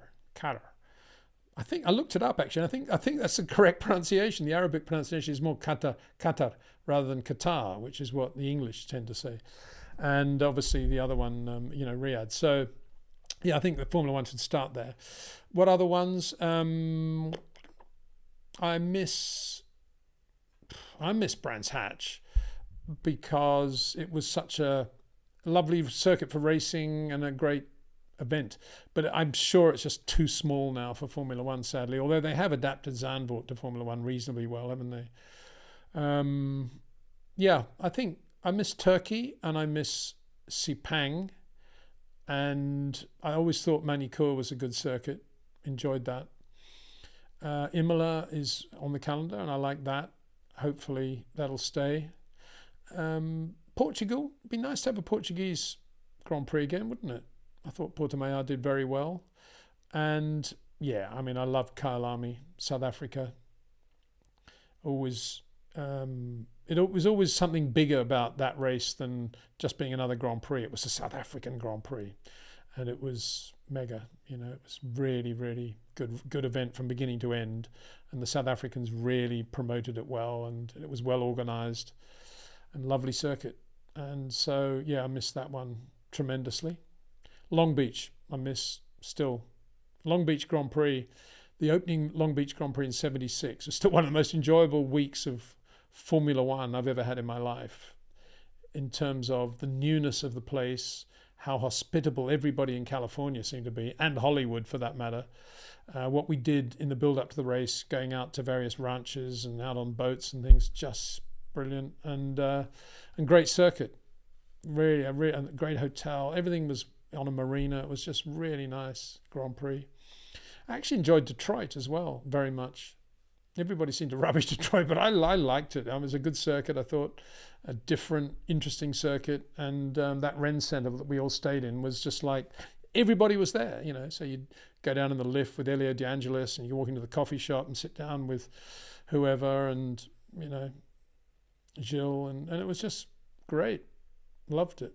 No, not Gilles. With Nigel, Keki, whatever. So, yeah. Yeah, could daydream about that for a long time. Thanks very much indeed. I'm just going to go back to the top of the thing to see if I've missed any of these nice colour questions. I don't think I have. There's a lot I haven't got to yet, but anyway, whoops, everything's just disappeared. Oh no, here they are. Have we done this one?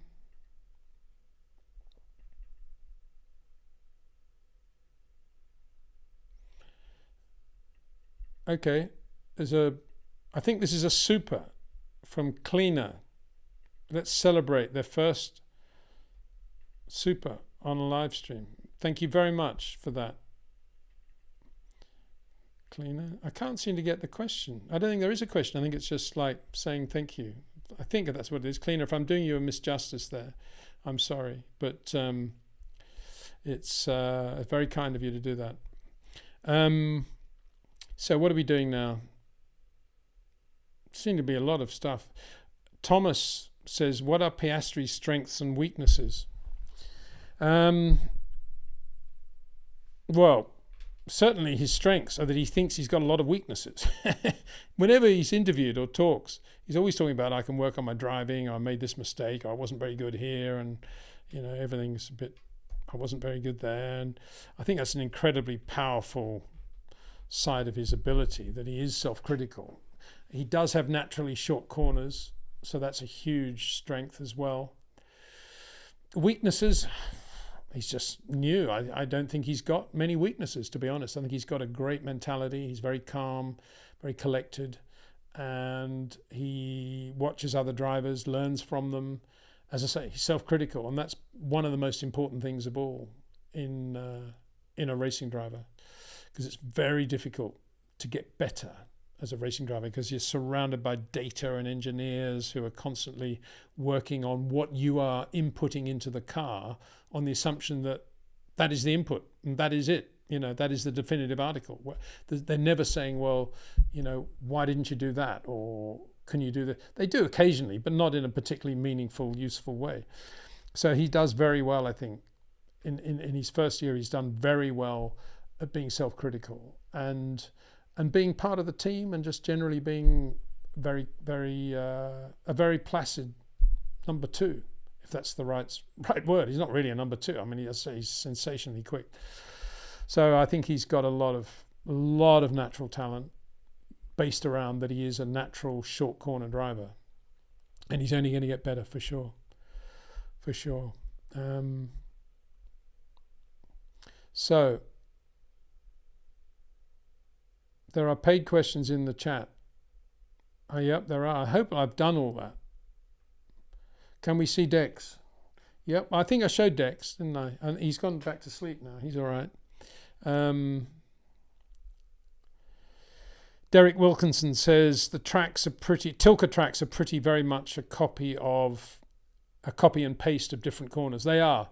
I think that's why I like Sepang so much, because it wasn't that. It was a proper circuit built around the topography of that part of the world, and he did a really good job, I think.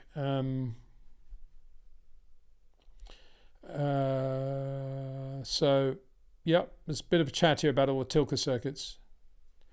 Tanner McDonald says, let's have a look.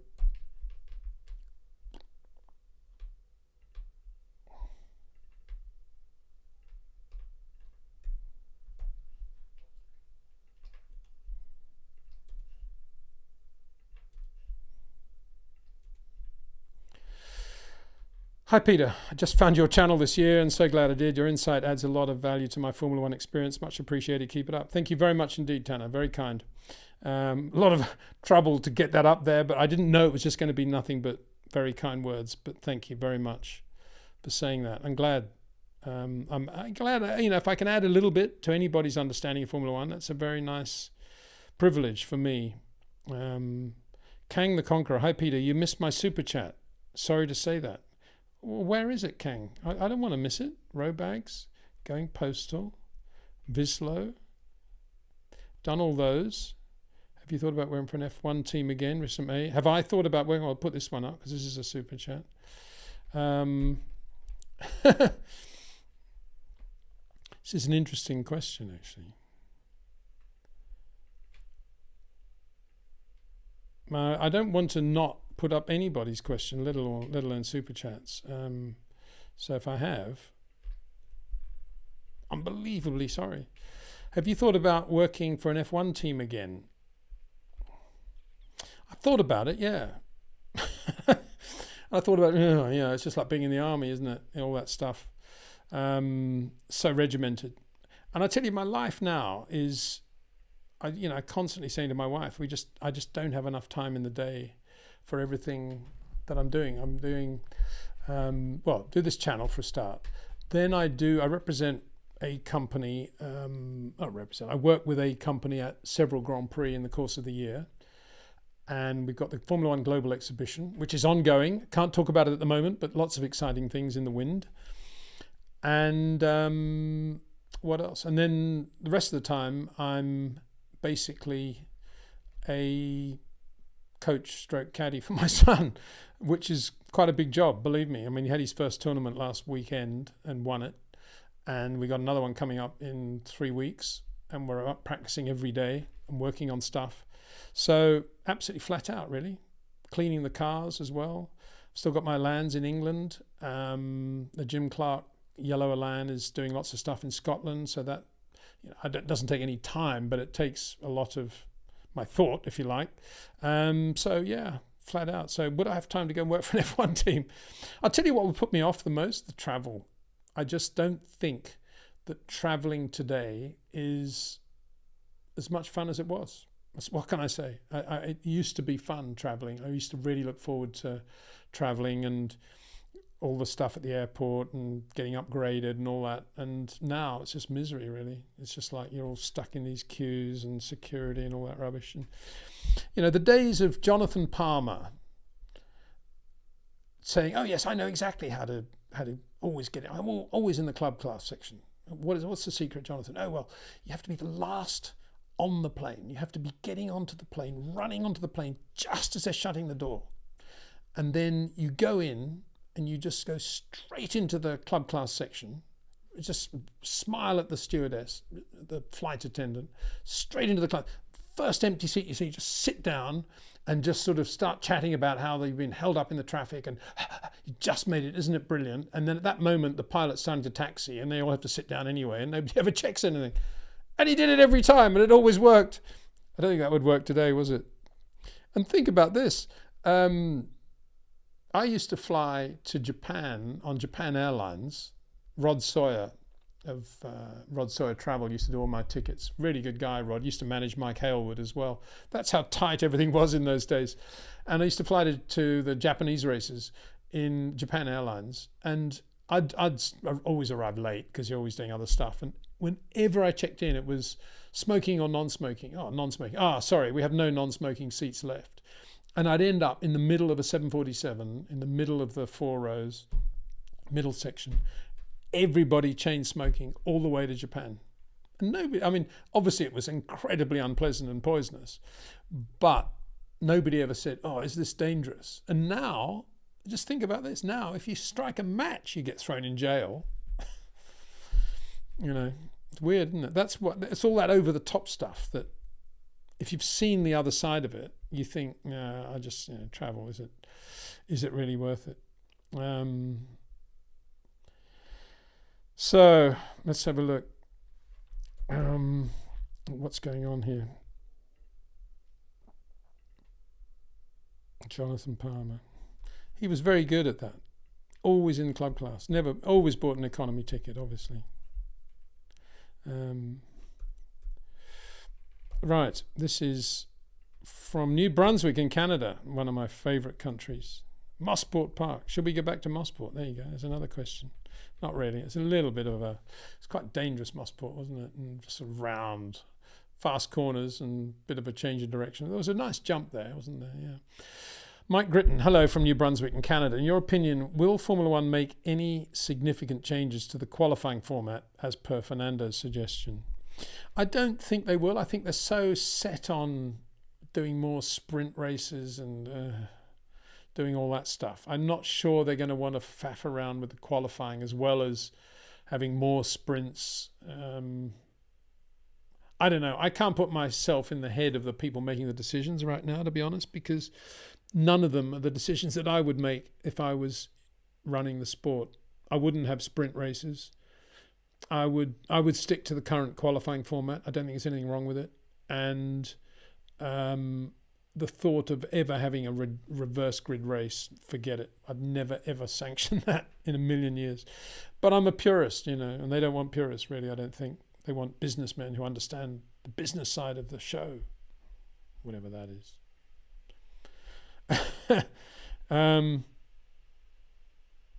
Gandalf the Fool, this is probably a response to me saying what would my name be if I was having to come up with a name.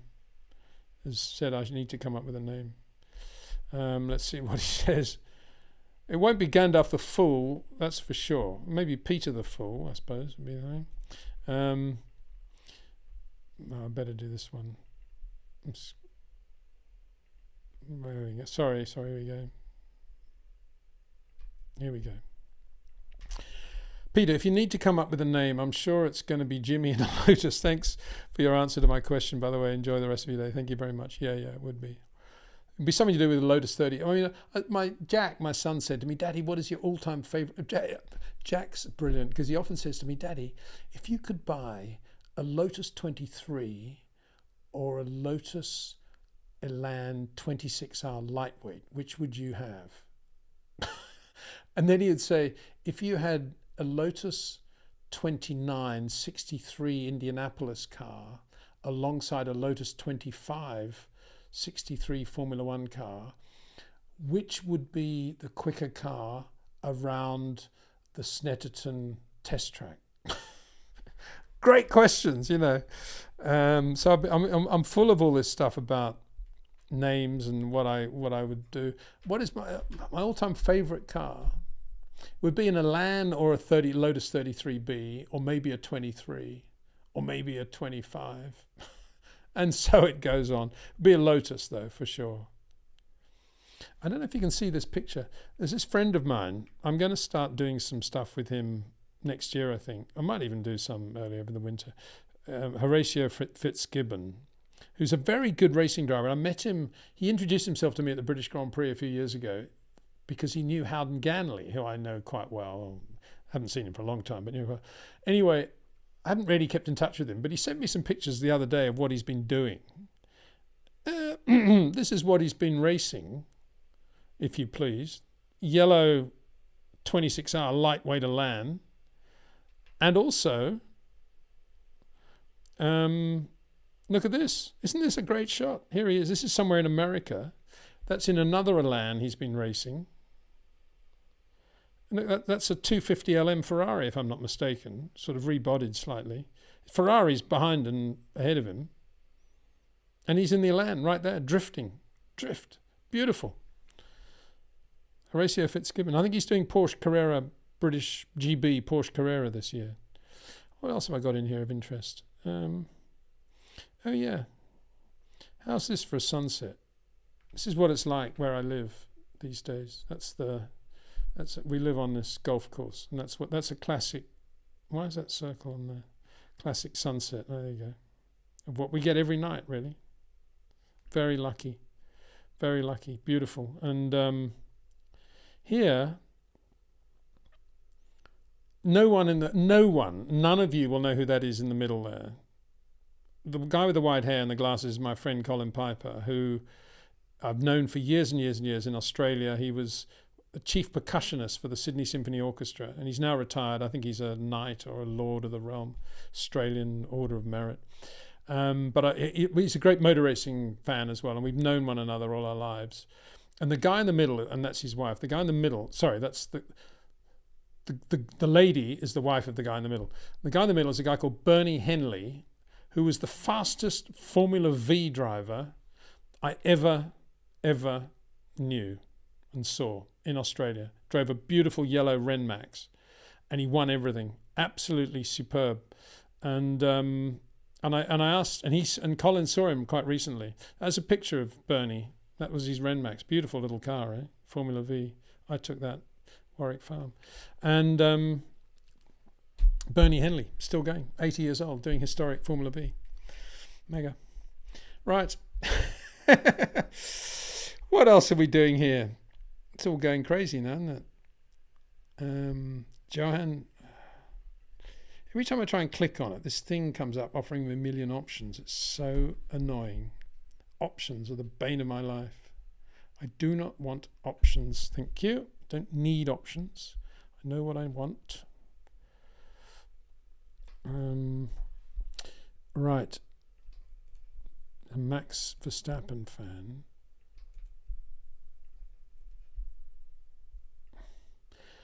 Johan Finstra. I'm a Max fan and would like to see Max driving for Ferrari, win championships, etc. I think if he does that, he will never have to pay for a meal in an Italian restaurant. Well, I'm sure he doesn't really have to pay for any meals in any restaurants anywhere. I can't imagine anybody ever charges Max Verstappen anything. The richer you are, the less you spend, isn't it? That's what Keke Rosberg said once. He went to Detroit. I mean, he won Detroit in, what was it, 85, I think, wasn't it? And I remember him coming down into the Rensen at Detroit on the Monday morning, and he was saying that since he got to New York the week before, he'd only spent something like £22.50 of his own money. Everything had been paid for. In the days when, long before drivers were paid trillions. Anyway, yeah, absolutely. Wouldn't it be lovely to see Max in a Ferrari, wouldn't it? But and what the Italians do think of him. But he still, I was talking to Alan Gow about this the other day, and I was over in England for a couple of days and went to what used to be Starbucks. It's no longer Starbucks, now Joe and the Juice. And Starbucks seem to be closing down everywhere. What's going on? Anyway, we're in there, and we're talking about the stupidity of all the other teams, how one man, Adrian Newey, has made everybody else look ridiculous. And I said to Alan, if only Ferrari had the brains to hire Adrian, 8 years ago, even 6 years ago, and pay him $2 billion or whatever it was, they would have got all their money back and more, because they would have won 4 or 5 world championships by now. And he was completely in agreement. And that, the Ferrari not doing that is actually more stupid, I think, than how Adrian makes everybody else look at the moment in terms of stupidity, if you like. Because if he had gone to Ferrari, absolutely no doubt Ferrari would have been winning world championships by now. Probably Max would have gone with him. So, yeah, you know. But they wouldn't do it, would they? Just didn't do it.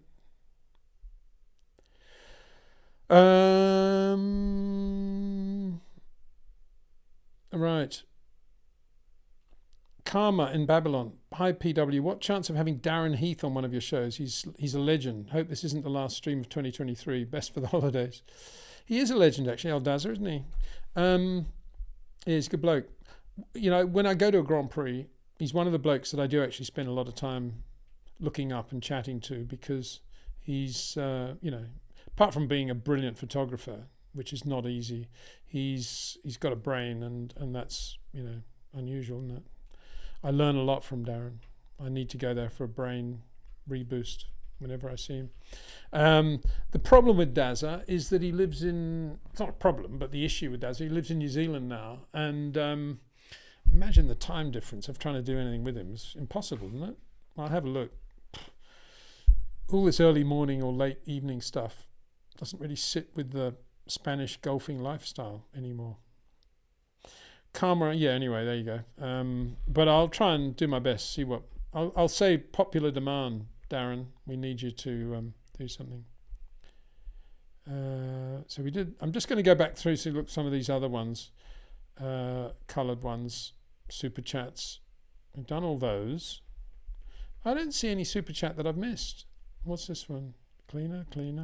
That was just a number one thing. That was nice. Thank you very much. Row bags. Okay, here's another one. This is another question. Thank you, Robags. Very nice of you.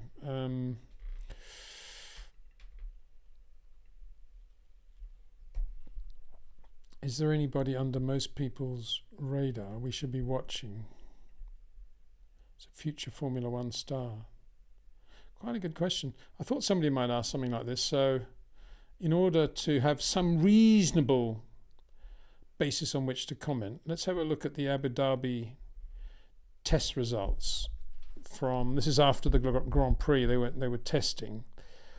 Pato Award guy in the McLaren, everybody raves about him, and I'm sure he's very good. I know nothing about him whatsoever, other than that when he went to Japanese Super Formula, he didn't do very well, which is always a bit of a worry, I think, because that's always a very good test of who's good. But I may well be wrong, and he may be brilliant. But if it was me, I would go, you know, I think the Alex Palou is the big star that we'd like to see from that series. But anyway, he's obviously pretty good. I think Vesti's very good, short corner driver. I can imagine because he didn't win even if he did win the F2 championship, I'm not sure he'd necessarily be in Formula One in 2024. So he's in a classic situation, as is Teo Pusher is slightly different, but he's in a classic situation of what to do next, because he can't really do another season of Formula 2. He's done that now. He might, I suppose, but it's really only Japanese Formula for him, Super Formula, I would guess. But I hope he does make it to Formula One, because I think he'll be really good. And look at that time, 24.6, same as O'Ward in the McLaren. Bearing in mind the McLaren's a better car than the Mercedes, really. He says, tongue-in-cheek, sort of. That's a pretty good time, isn't it, from Vesti? Not bad at all.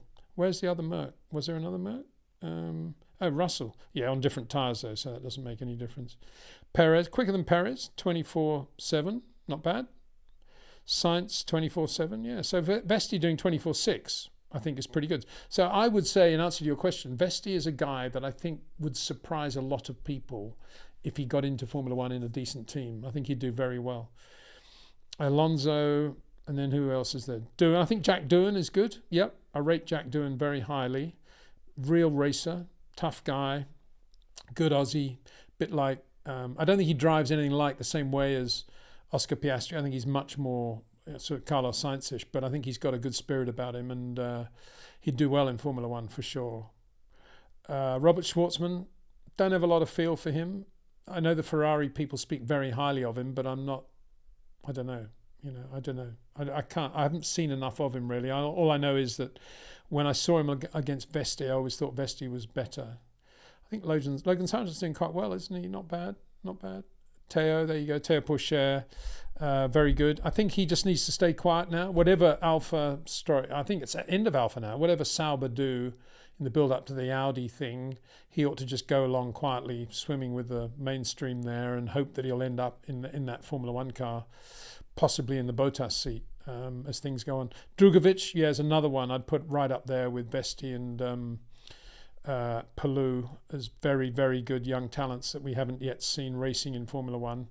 Very good, Felipe Drugovic. Shame he's with Aston Martin, as I say, for two reasons. One, I can't imagine Lance Stroll ever wanting to have him as a teammate. And two, he should be in a better car, really. Better team. But anyway, there you go. Sonoda. Iwasa is another driver. Jake Dennis, yeah, I mean, been around. I hate to say he's been around for a while. He's Formula E and all that. He's good, obviously. Good to see him being given an outing. But I don't think he's potentially going to be seen in Formula One in the immediate future. But he's obviously very good. Iwasa is very good. We've seen that in Formula 2. So, yeah, if you're Yuki Tsunoda doing 25.5 and Iwasa 25.7 on the same tyres, I think you're a bit concerned, aren't you? Bearing in mind how quick Tsunoda was around Abu Dhabi anyway. Iwasa, I think, is really good. Rate him. And Oliver Behrman as well. Very talented. Very, very good driver. Excellent. He's going to make it for sure. Zach O'Sullivan, again, I don't have much feel for him, to be honest. I think he's probably quite good.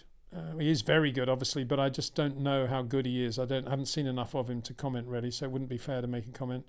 Piastri C5, 25.9, so that just shows that you shouldn't read too much into these times, because obviously that doesn't square with Pato O'Ward doing 24.6, does it? Pietro Fittipaldi, 25.9, slower than Beerman, so that's not very good for Pietro. He's good, Pietro, I think, but probably not as good as Beerman, fast as Beerman. George in the C3. Stroll, C4. Yeah, no comparison. Colapinto, yeah, is another one. You got to be careful about these guys that are there in those seats, because they've got a bit of money they're taking there, and the others who, because they're absolutely very talented. Drugovic, we know, is paying for that Aston Martin ride. It's just such a shame, really, because he's good enough to have been in one of the top teams on talent, in my view.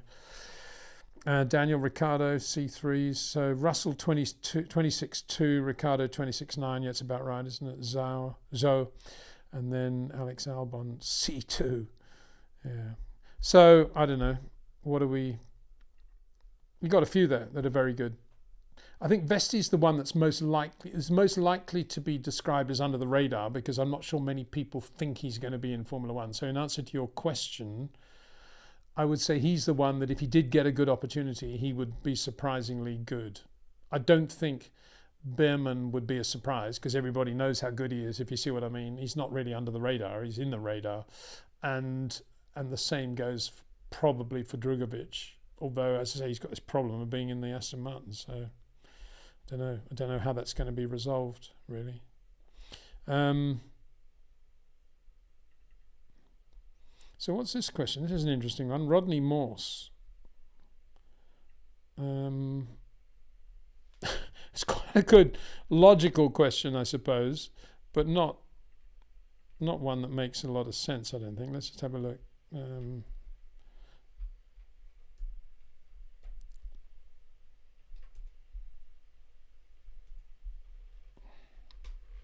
Rodney Morse says, why is not Perez considered the second best driver if he would be world champion, if not for Max? In other words, finish second in the championship. Well, on that basis, you just say the best drivers are as per the list in the world championship. How they finished is how you rate them. So on the basis that Sterling Moss never won the world championship and was the best driver of his era, you understand why a lot of people think that Sergio Perez is not the second best driver in the world right now. You've got to take into account the car, how many races he actually won in that car, and how qualifying went, and what other drivers did in inferior cars. That's what rating drivers is all about. You know, I'm not going to beat my chest too much, but when I started to watch Nigel Mansell in Formula 3, he only did 5 races in his first season because then he ran out of money. In his next season, he was midfield throughout the year, apart from one lucky race. Midfield, literally 8th, 9th, 11th, never more than that. But to me, his talent was absolutely clear and obvious and outstanding. And I never lost any doubt at all in my mind that he would be quite capable of winning Grand Prix and World Championships in the right car, in Formula One. So that's what, when people talk about, who's the second best driver maybe, or who's right up there with Max, you look at what they're doing with the cars they have. And Lewis does a very good job over the season with a car as inferior as the Mercedes. And Charles Leclerc's done a pretty good job in the Ferrari, back half of the year certainly. So, or last third of the year really. And so that's what it's all about. And that's why Perez isn't considered by many to be the second best driver, certainly not in my opinion. I wouldn't put him. Brian Murphy says he wants the old Hockenheim track back. Really? Really? When you say the old Hockenheim track, do you mean the old Hockenheim track, or do you mean the old Hockenheim track? Hockenheim track. Because, there was the original one, which was no chicanes, slipstreaming like crazy down to the Oost curve and then back again into the stadium. Then there was the one with the chicanes on both sides, and then there was the new one, the Mercedes finance one, I think, with all those extra corners and stuff, and no long bit. So I'm not quite sure which one you mean. I don't miss any of Hockenheim, to be honest, only because I'm a Jim Clark fan, and whenever I think of Hockenheim or go to Hockenheim, I always don't really enjoy it very much. And I never really, I like the last corner and the first corner, I think were quite good. But Patrick Depailler as well, I always think of when I go there. Billy Ivy. No, not my scene, Hockenheim, sadly. Nürburgring, Nordschleife, or the Südschleife. What about that in the middle of the Nevada desert? Eifelrennen. Max won the Constructors' Championship single-handedly with a few races to go. Let's stop how fast Max is conversation. Well, that's absolutely right. That's from Robert Blake. Who needs a Constructors' Championship when you got Max Verstappen? Quite agree. Okay, I'm going to have to stop. I'm going to have to stop now, I think, because it's been going on quite a long time. And okay, there's another.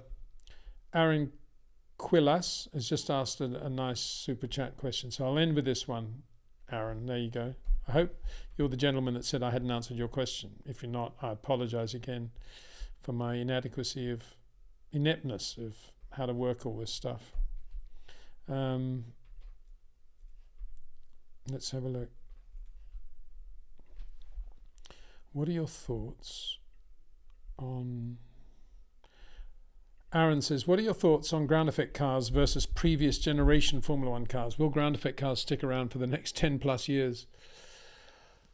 Well, of course, when these rules were drawn up, nobody was using the phrase ground effect to describe this era. They were all saying this is the era of easy overtaking, no turbulence out of the back of the car in front of you. You can sit on their tail and pass. There'll be a lot more overtakes. That's what it was all about. But the downforce was coming from the middle of the car again and from under the car. And there were very strict limitations on the front and rear wing dimensions. And so effectively they were ground effect cars. But that's why I think, because when that new formula was introduced, the new regulations were introduced, a lot of the teams made mistakes because they didn't really see it as ground effect. I can only assume that. If you take McLaren as a good example, they never looked at it from the point of view of porpoising and bouncing that ground effect inevitably was going to produce. They just never imagined that was going to happen. They just didn't build that into their design parameters, nor did Mercedes, obviously. And now that we had so much bouncing and we're getting through all that with the ride height controls and everything else, everybody now is calling it the ground effect era. Of course, we had a ground effect era before. And first of all, we banned sliding skirts, which really enhanced the ground effect on the cars. And then we took away a lot of the floor and just put a flat bottom. And that's what we had on the car sadly, when Ayrton Senna had his accident. And then we've gone through ride height restrictions and people getting around the ride height by lifting the car in a dynamic state. And now we're back with ground effect again, in theory, just to make it easier to overtake. And the point is now, is it much easier to overtake now than it was 4 years ago? It's getting to be quite difficult now. You get a lot of drivers saying, oh, I'm stuck in traffic, can't do anything, DRS train, or in the case of Carlos Sainz, dirty air from the car in front. That's why I've just had a big shunt.